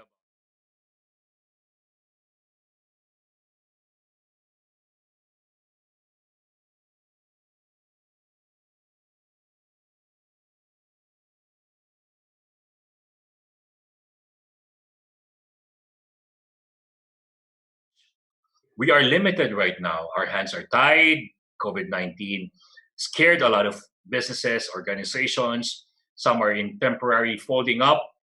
But the thing is, we decided to never let this stop us from adding value to our customers. And which is why we're giving away free webinars. And this is from the pro bono speakers, and the company is paying for the technology, and we have a skeletal force to make this happen, and all because we love you. Now, at the same time that you have given us the opportunity to give to you, we're also giving you an opportunity to give back. And what will this be about? This is about the Bayanihan Act 2020. Like what Sir Ricky mentioned, there's free knowledge. And over the past month, more than a month, we've been giving you free knowledge to grow you, because we want you to be ever learners, to be ever learning leaders. Now, we're not asking for anything in return. We are good. We are appealing to you and your heart, if you find it in your kind heart, that you might also want to give, not back, but pay forward to people, our brothers and sisters who are the poorest of the poor, who are reliant to support. And sometimes the government support is not enough. This is it. This is an opportunity we're giving you. So we are giving you a chance to donate something that will not hurt you. 100 pesos, 200 pesos, whatever, it will go a long, long way. Why? Because your donation will go to the Bayanihan Act 2020. 100% of your proceeds will go to Bayan ng Mahayhay, Laguna. And when you do that, not only were you blessed by the learnings we had today and for the past 6 weeks, you also become a blessing. And when that happens, God will bless you more. So with that, you can click or you can visit the website http diba? www.ariva.com.ph/donation. Any amount, we will appreciate that. So thank you for your generosity in advance. Now, moving forward, we'd like to greet we have already greeted the internationals attendees of our webinar. We also have our local webinar attendees. So I'm going to call your provinces and cities. We call and we thank you for supporting us, for attending this workshop. Albay, Aritao, Nueva Vizcaya, Bacolod City, Baguio City, Cabanatuan City, Cagayan de Oro City, Cebu City, Davao City, General Santos City, General Trias City, Iloilo City, La Union, Laguna, Lapu-Lapu City, Legazpi City, Libon Albay, Liloan Cebu, Malay Aklan, Quezon Province, Tuguegarao, and Valenzuela City. Thank you so much, dear participants, for letting us into your homes and giving us the opportunity to enrich you through this workshop. Now, online workshop and webinar. Sir Ricky, we'll be proceeding to the Q&A. Are you ready, sir? So for the Zoom participants, there are 3 ways, well, not only the Zoom, but Facebook Live participants. So if you're a Zoom participant, please type in your question at the Q&A box. Better yet, click the raise button so we can hear you and we can see you as you ask Sir Ricky virtually face-to-face your question. And for our Facebook Live viewers, we have a team that monitors your queries and questions. Questions and queries will be forwarded to me, and I will be reading them for you. So let's move forward with the first question from the Q&A box. Enrico Rescio. What can you, for business agency, maybe what can you do? For business agency with 13,000 EEs as promodizers, how can the agency, third party, sustain these 13,000 promodizers after the pandemic? Okay, I'm not sure. Am I supposed to be seen or not anymore? I don't. We can see you, sir. We can see you. Oh, okay. Yeah. So this is a business agency, and I feel that's very, yeah. When we take a look at it, my good friends, this is also something that, thank you for that question, because the ones that would really be, if I were to look at it, affected would be the services sector, of which, based on its statistics and analytics, I'm using that 2 words now clearly, we have around 60 to 65% of businesses in the country in the service industry. And this one for me is very important now. Why? Definitely, in the service industry, if you're an agency, and I would not, first and foremost, paradigm shift now. I would not like us to look at our people as resources, or those people that we get. I'd like to look at them in terms of talents. So you've got a lot of talents out there right now, and I'm saying this why? Because at this point in time, I feel and I sense, and I would advise this: now is the time, while we're still in a pandemic, on this ECQ. Now is the time to actually connect to those people, because there's been cases wherein I've heard of some companies, business services saying, "Oh, basta dyan lang muna kayo ha, update na lang namin kayo." So what therefore has happened is that it creates for me, if I was an individual waiting for updates, okay, and I'm promodizer, for example, and I know promodizers, the way they manage their livelihood, that's not easy. That is not easy. Well, what I would have done, and I hope you don't mind me saying this, is one, I'll put in a help group line, meaning to say I'll delegate somebody in my management to be like a hotline, meaning to say if those promodizers have something they'd like to clarify, etc., somebody should be there. Number two, this is probably the time wherein we need to create what is called emotional comfort to these people. Kasi dalawa ang issue dyan eh. Their financial income. And of course, if you have less, the way you think is going to be so different already. Okay. And so therefore, this is also where I would like to say that we have to bring in also, if you have somebody there who's a psychologist or somebody who does counseling, that's so important right now. And to all businesses out there, this is my advice. Now is the best time. While people, actually, I've been invited also to a very special webinar called Cabin Fever. Okay. And that one is isolation. People are now isolated in their homes. And now is the best time to get their attention. For me, this is the best time to get their attention. But it means to say we also have to take a look on managing their emotional comfort level.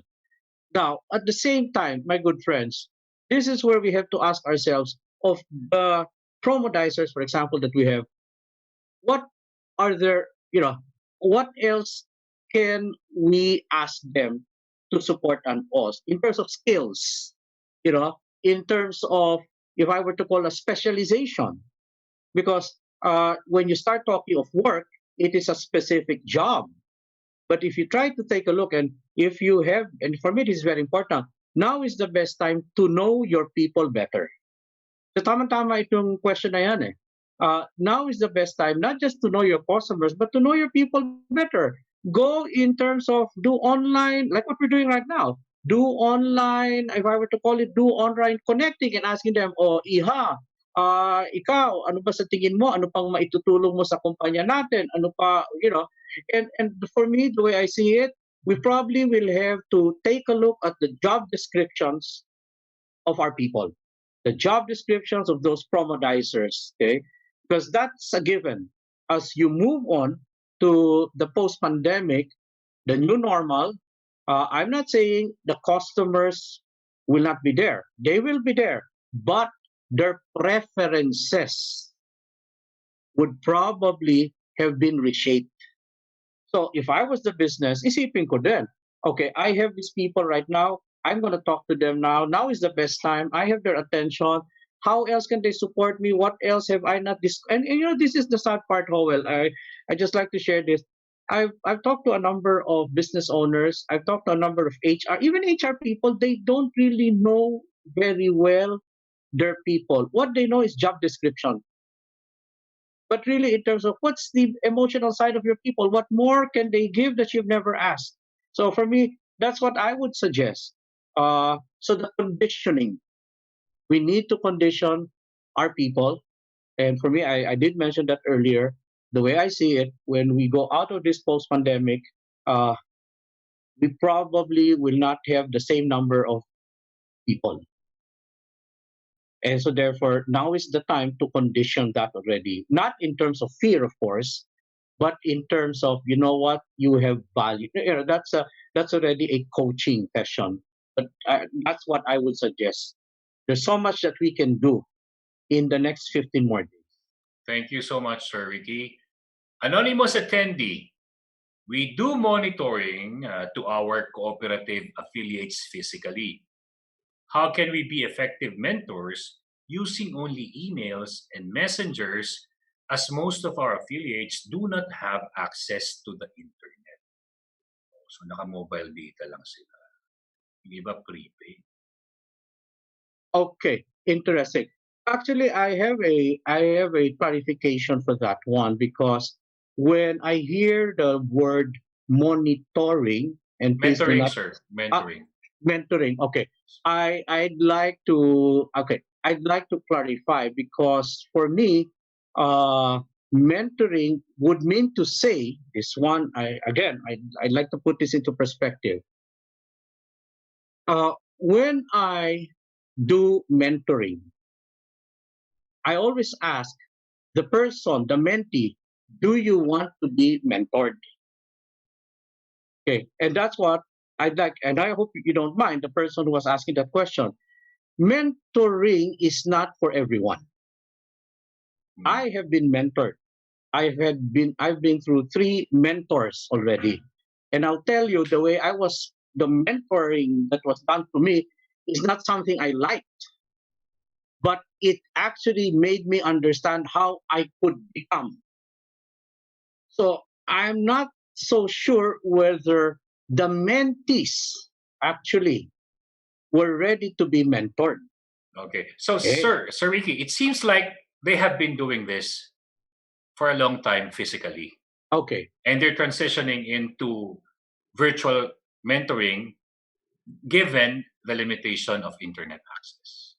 Okay. Now, if let us assume that we are saying that yes, these people are ready to be mentees already, and we've been doing that. And now that we have a lockdown, what do we do? Okay. For me, what is important now here is to get to know better these individuals. We're saying that they probably do not have laptop as a convenience. That's fine. But I would like to latch on mobility, because for me, when I guess everybody already has a mobile phone, and for me, that is very interesting.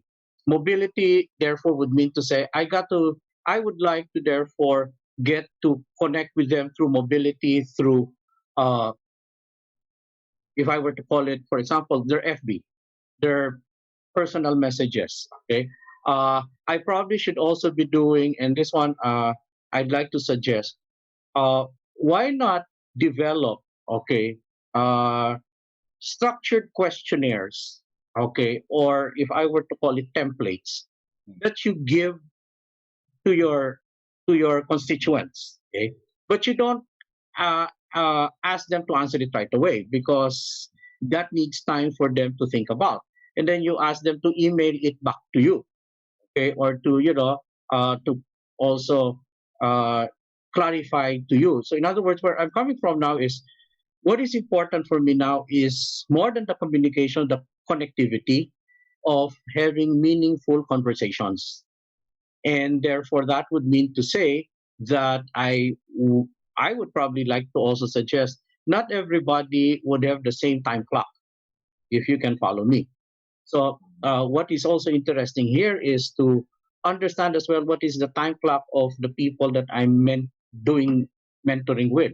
Like, I know for some, their tendency is, we do it in the morning. That's where we communicate. But then I also need to find out how many of you, if there are like 300 of you, how many of you, it's better if we do our mobile communication towards the evening? How many of you, it's better we do it towards the afternoon? So in other words, for me, this is what I call segregation. Okay. Segregation based on commonalities. Okay. I don't need a laptop there, but I could become more mobile, but I will become more flexible and then adaptable on mobility. But definitely, because of the lockdown, we cannot really go out. I mean, that's a given already. So the most that we could do really is to connect. Thank you, Sir Ricky. Enrico Resio. Yes, you are right that the HR plans and programs may be changed, as well as the PMS. What do you suggest for HR practitioners to do or raise with the management? And where do we go from there? Okay, that's a very, for me, that's a very timely question, because this is the point where HR will have to now be more strategically aligned with the rest of the management team. Where am I coming from now? Okay. The question of a business owner would be, I'd like to have more revenue. I'd like to keep as much as we can in terms of financial. Okay. Then the answer there of the management team, therefore, is we should therefore become more productive. The issue now goes to HR. And what is that? What is the level? And I remember that, Howell, you did mention this yesterday, competency. But what is the level of competency of the people that we have right now in our company to be able to deliver the kind of productivity that we have right now? And the interesting thing here is there are cases a number of companies were not ready to retool their people. They were not ready for this in the first place. They were not ready for a disruptive environment. Okay? So for me, what is important here now is for HR to really become a pivot, okay, strategic partner. You're not anymore a department now. You are a partner strategically of not the business, but for me of the organization. And that would mean to say, of course, being able to share to management, okay, that this is the people that we have, this is their level of competency. And what I would like to suggest is how we can work within this competency. There might be some of them who are standing out, okay? And this is the time to give, and for me, this is what I'd like to share. The strategy actually. This could be the time, this pandemic could be the time to actually give an opportunity for the promising employees to now show what they can deliver. And so I do not see this as a problematic situation right now. Okay. I'll be coming in and say, you know what, we have these 5 people on the line. We were thinking of whether we should, promote them or not, etc. This would be a very interesting opportunity to get them involved as well. Okay, and like an apprentice. So that's how it is. But for me, you cannot be HR department anymore. You got to be more strategic, and you got to be representing the organization as well. Thank you, Sir Ricky. Mariel Kernado. What activities we can implement to help bring back employees' motivation to work and to boost their morale amidst the pandemic? Okay, that's interesting. What activities? There's actually quite a number of activities that you can do. And I like to also say this. Now, this time, actually, the last 45 days were, for me, the most opportune time to have done more engagements with people. Why? Because they're at home. True. Okay. Probably in the first few days of the announcement of a lockdown, maybe in the first 5 days or so, okay, there's just so many things in their mind. But after a week, people start saying, okay, so now what do I do? What can I contribute? And that's why I've also been encouraging a number of companies as well and clients and people asking, what do we do right now? I tell them, there's so much you can do right now because now is the time to get your people engaged. Now is the time to get your people connected. Now is the time because they will have focus. Yes. Of course, you have to also give them engagement activities. Okay. And there's a lot of ideas. There's a lot of engagement activities there. Like, for example, this is the time you can do a survey for them. This is a time you can do inciting with your people, like a survey in terms of, okay, guys, right now we have a online session. I'll talk about this, and then I have this questionnaire that I'd like you to think about, or I have a situation I'd like you guys to think about. So tomorrow, when we get to be online again, I want to hear what you have to say. I mean, for me, that does not stop. Okay. And actually, for me, that's good because you're keeping people's mind occupied. You're making them feel they are not useless. If I were to be so blunt about it, you're making it clear to them, we appreciate that you can have contributions, so we'll give you engagement activities. That's what I would like to suggest. Thank you, Sir Ricky. Now, speaking of activities, Jess Marie David, given the current situation that every team member is in, how can we show empathy while driving productivity? Can you just repeat again that question, Howell? Sorry, sir. Yes. Given the current situation that every team is in, team member, how can we still show empathy while driving productivity? Okay, that's very interesting. I call it an oxymoron, no? Productivity and empathy, right? Okay.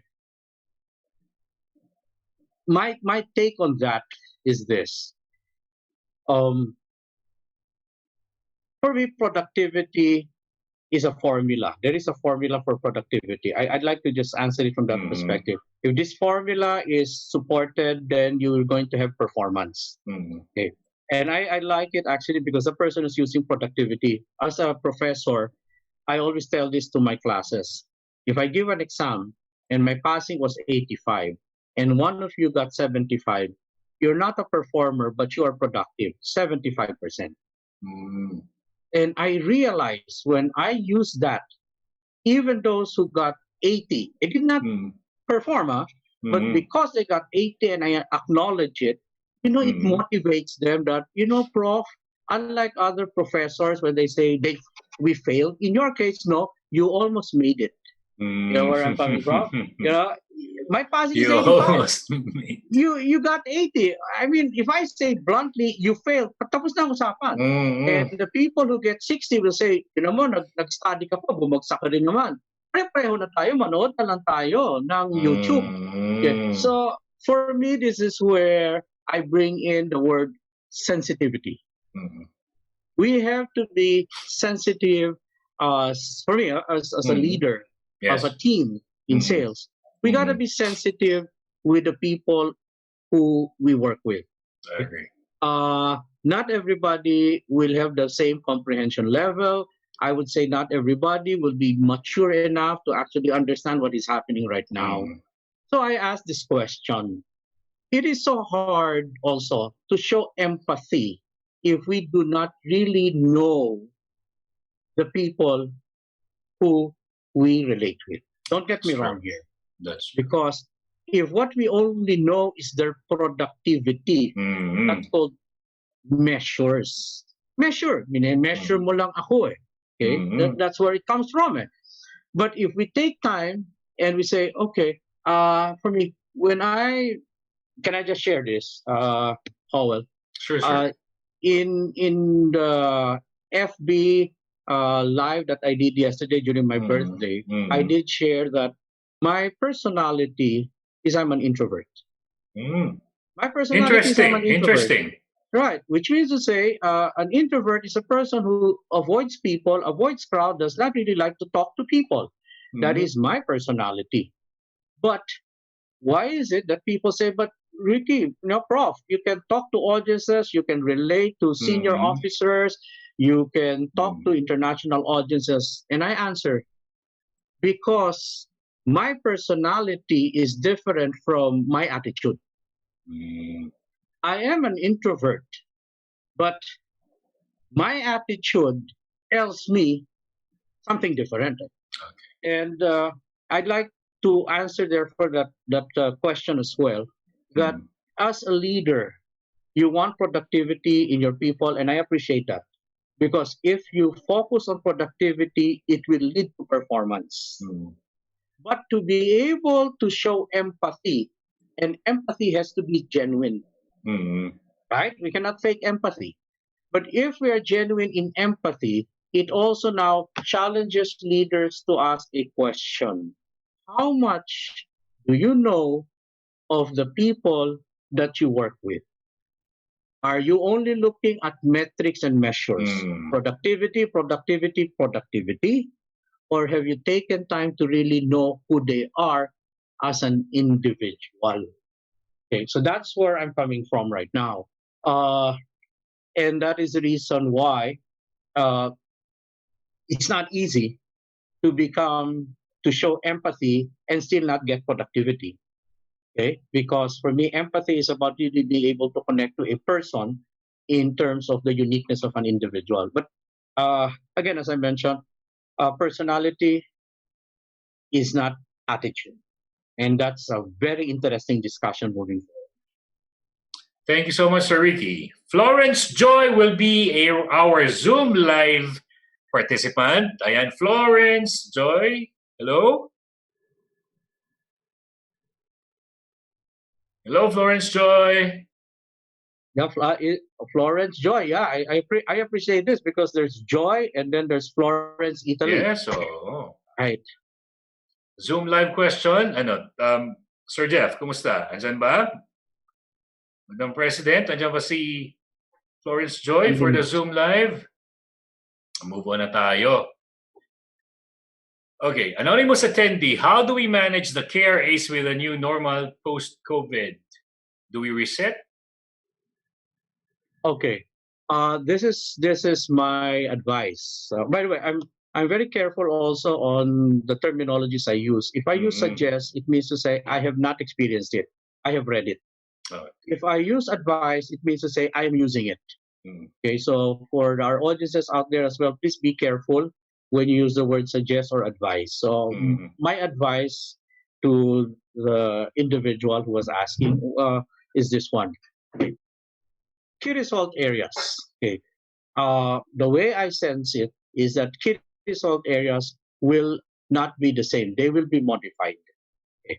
Question is, what is the basis of the modification of a key result area? Okay. For me, the basis of a modification of a key result area, being a business consultant, is the business process. The process of how the company would now like to move on in becoming the company of the future. Process it. Remember? If the process now, and that's why you cannot immediately touch and modify or change key result areas. Because the key result areas is what is needed in a position to be measured. Now, the question is, however, before I am able to identify the key result areas, I need to know now whether that position will still be doing the same thing. I agree. So for that to happen, I have to go now into the Kamuna. What is now the process that we would like, let's say, what is the process we would now like to do in terms of customer servicing? What is the process that we would now like to do in terms of the selling of our people? Okay. If we are not clear on those processes, there is no KRA modification to talk about. Okay. And that's why it is critical if, and I hope most of our listeners right now were with us earlier when I showed that my 6-step template in the roadmap. It is critical for us to be systematic in the roadmap. But definitely, if the processes will be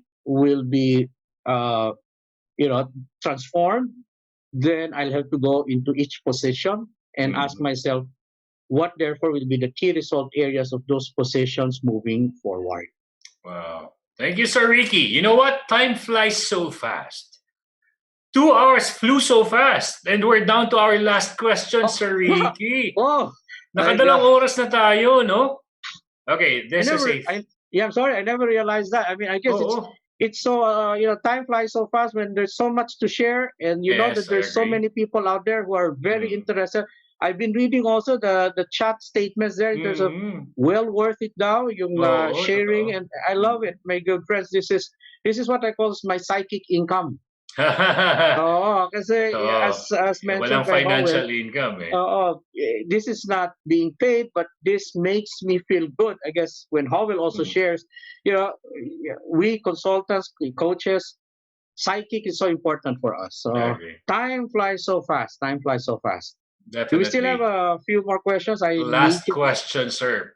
So from Ryan Alit, what advice or tips, strategies can you recommend to our outsourcing company, BPO, for client retention, given that our clients are offshore companies and from greatly affected areas like US and Australia? Ayan.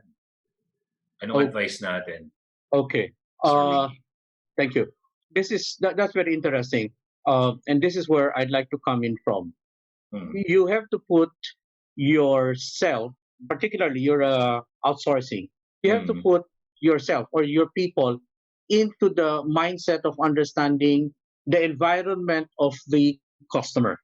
And since you mentioned that most of your clientele are in Australia, New Zealand, for example, or let's say if it was in Sweden or in the Even United in the States, US. Oh. even in the US, right? This is something that is very important. Before, what happens is in the outsourcing, we get to be tuned into what is their concerns and complaint, okay? And then we address it. Now, I'd like to share that it's going to be not just simply concerns or complaint. It's going to be now what I would call the consciousness of how their environment out there is affecting already the way they look at things, the way, the conditioning of the mind. And that is the reason why, and it's good, you know, because there's also been two outsourcing customer clients that we've had, wherein what we did there is we did a guiding session in terms of giving them an appreciation. Their clients were in the United States, in particular states. So I had to access information about how that state is now managing the pandemic, the inputs, and then we brought it into an online with their people down here, and we told them, look, guys, this is the ideology now of the people out there when they call you. And I tell you that those BPOs were saying, thank you. We never thought that we should be even going to that kind of a, for me, it's called transcending there. Because, you know, those people now are already complaining. Plus, they can't leave their homes. Plus, there is the pandemic. Plus, you know, the mortality rate. So we go, those things, if we do not understand that, then we're just looking at a job. I feel we should not be looking at the job at this moment. We should look at a word I call a partnership. I agree. A partnership with the elements that surrounds us. And that is very important as well. And that's why when people would like to move on, I'd always say, you know, at the end of the day, there will always be that button that you can click and you can ask for guidance from people. You know, Ariva's there to assist you. Howell, me, you know, our Facebooks were there to support you. But never lose, and for me, never lose the belief. I say may hope, and I've heard so many people also talk about hope.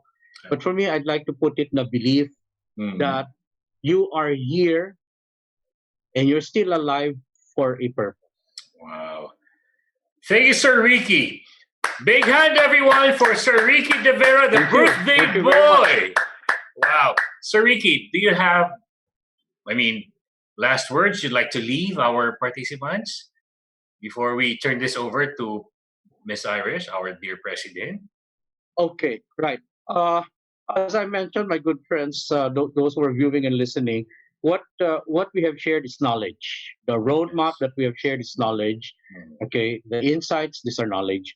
The challenge there is some people will say, everybody else has heard it, so what makes me different from them?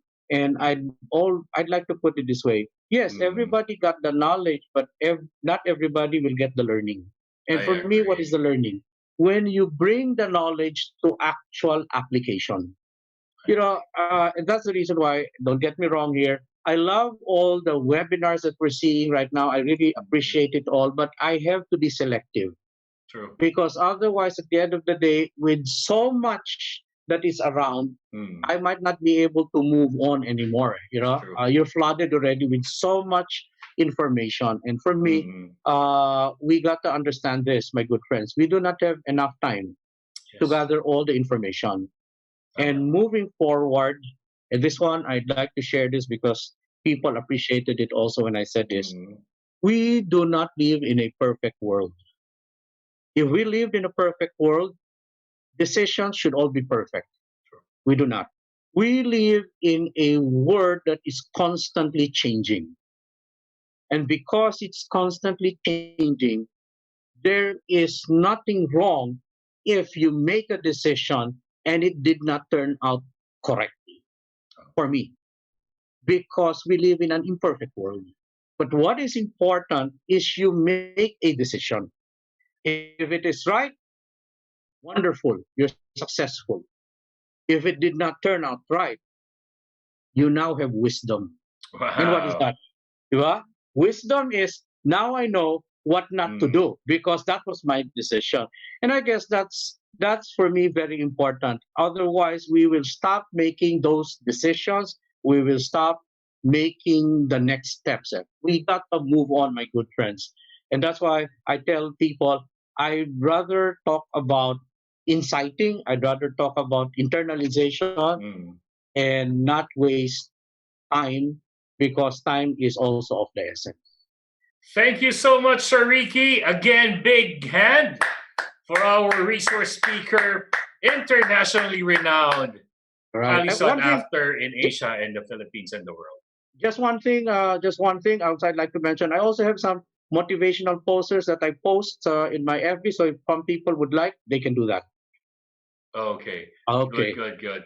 Thank you, Sir Ricky. Enjoy the rest of your birth month. I will. Thank you very much. And more years to come, sir. Yeah, thank you very much. Thank you very much for hosting this.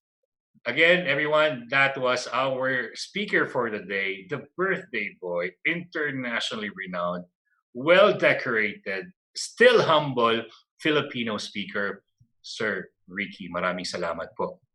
Now, I would like to call on our president, Miss Iris. Hello, Sir Howell. Beautiful in blue. Ayan. Thank you again. So, on behalf of Ariva Academy, thank you, Sir Ricky, for a wonderful session. So much of realizations and informative and very insightful. It was like a business economic review. Totoo, no?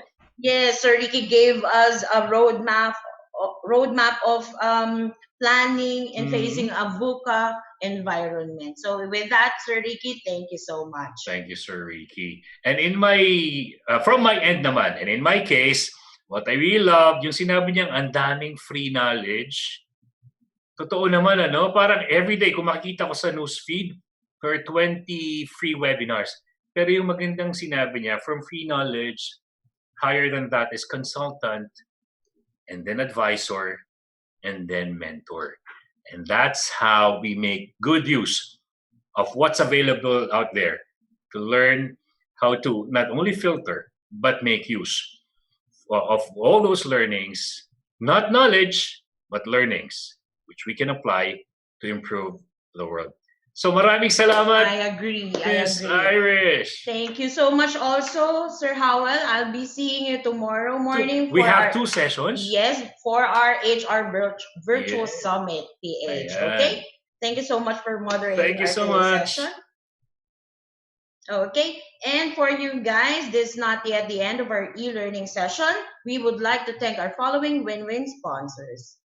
Our official media partners, thank you, Art Plus Magazine, Digital Media Partners, Focus Media, Globaltronics, City Advertising Ventures, Outcome. Thank you to Elevate Media. For win-win partners, thank you to Brother, Faber-Castell, Glutacy, Moringa O2, KFC, Mr. Donut, Tokyo, Lotus Biscuit, Boss Job, Sir Technology Inc., Finma Properties. Thank you to Salary Jet, Ilawi Korea, Kitosun and Carpo Consulting, Enchanted Kingdom, Disperse, Cosmotech Philippines Inc.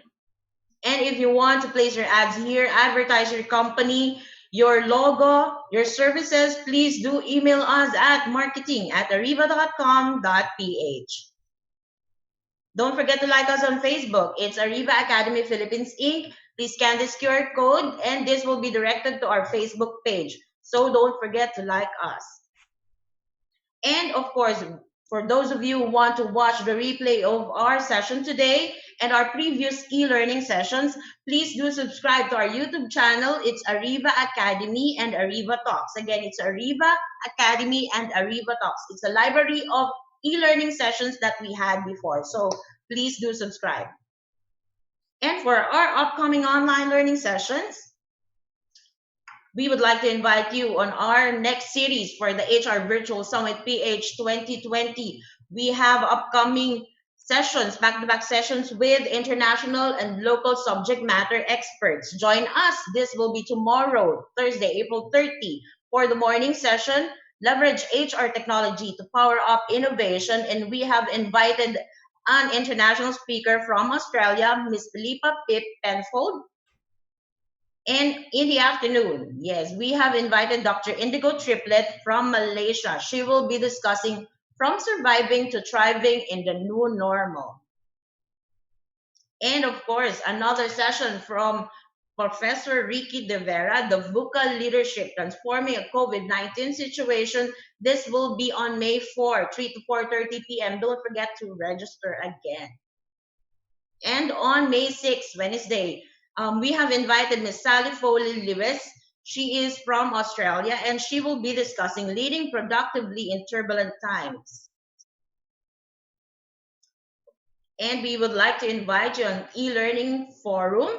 This is Be More with Less, of course, with none other than Coach Randy Esguerra, Mr. Howell Mabalot, and Ms. Suzette Shapno. This will be on May 6, 3 to 4:30 p.m. And another e-learning session on May 7, we have invited Mr. Ronnie Turla. He will be discussing best practices on human resource planning during uncertain times, May 7. Don't forget to register.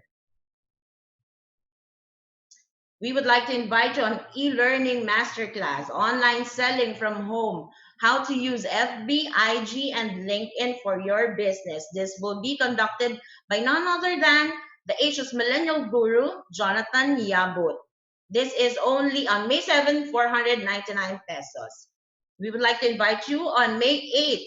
We have Mr. Roger Colliantes. He will be discussing Don't Waste a Good Crisis, how to thrive, not just survive during a global pandemic. Don't forget, May 8th.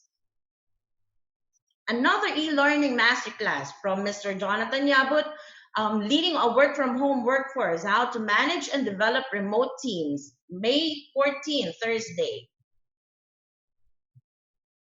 And if you want to customize an e-learning session for your team, for your company during this quarantine session, uncertain times, please do email me at irish.arivaacademy@gmail.com, or you can call me at 0916-695-4418. You got to invite our Ariva Partner Speakers Bureau and guest speakers also. Okay, and that's it. Thank you so much for joining us this afternoon. We will see you on our next e-learning session. This is Irish Malanda Samson again. In Ariva, it's all about being better. Be safe and stay home. Thank you, guys.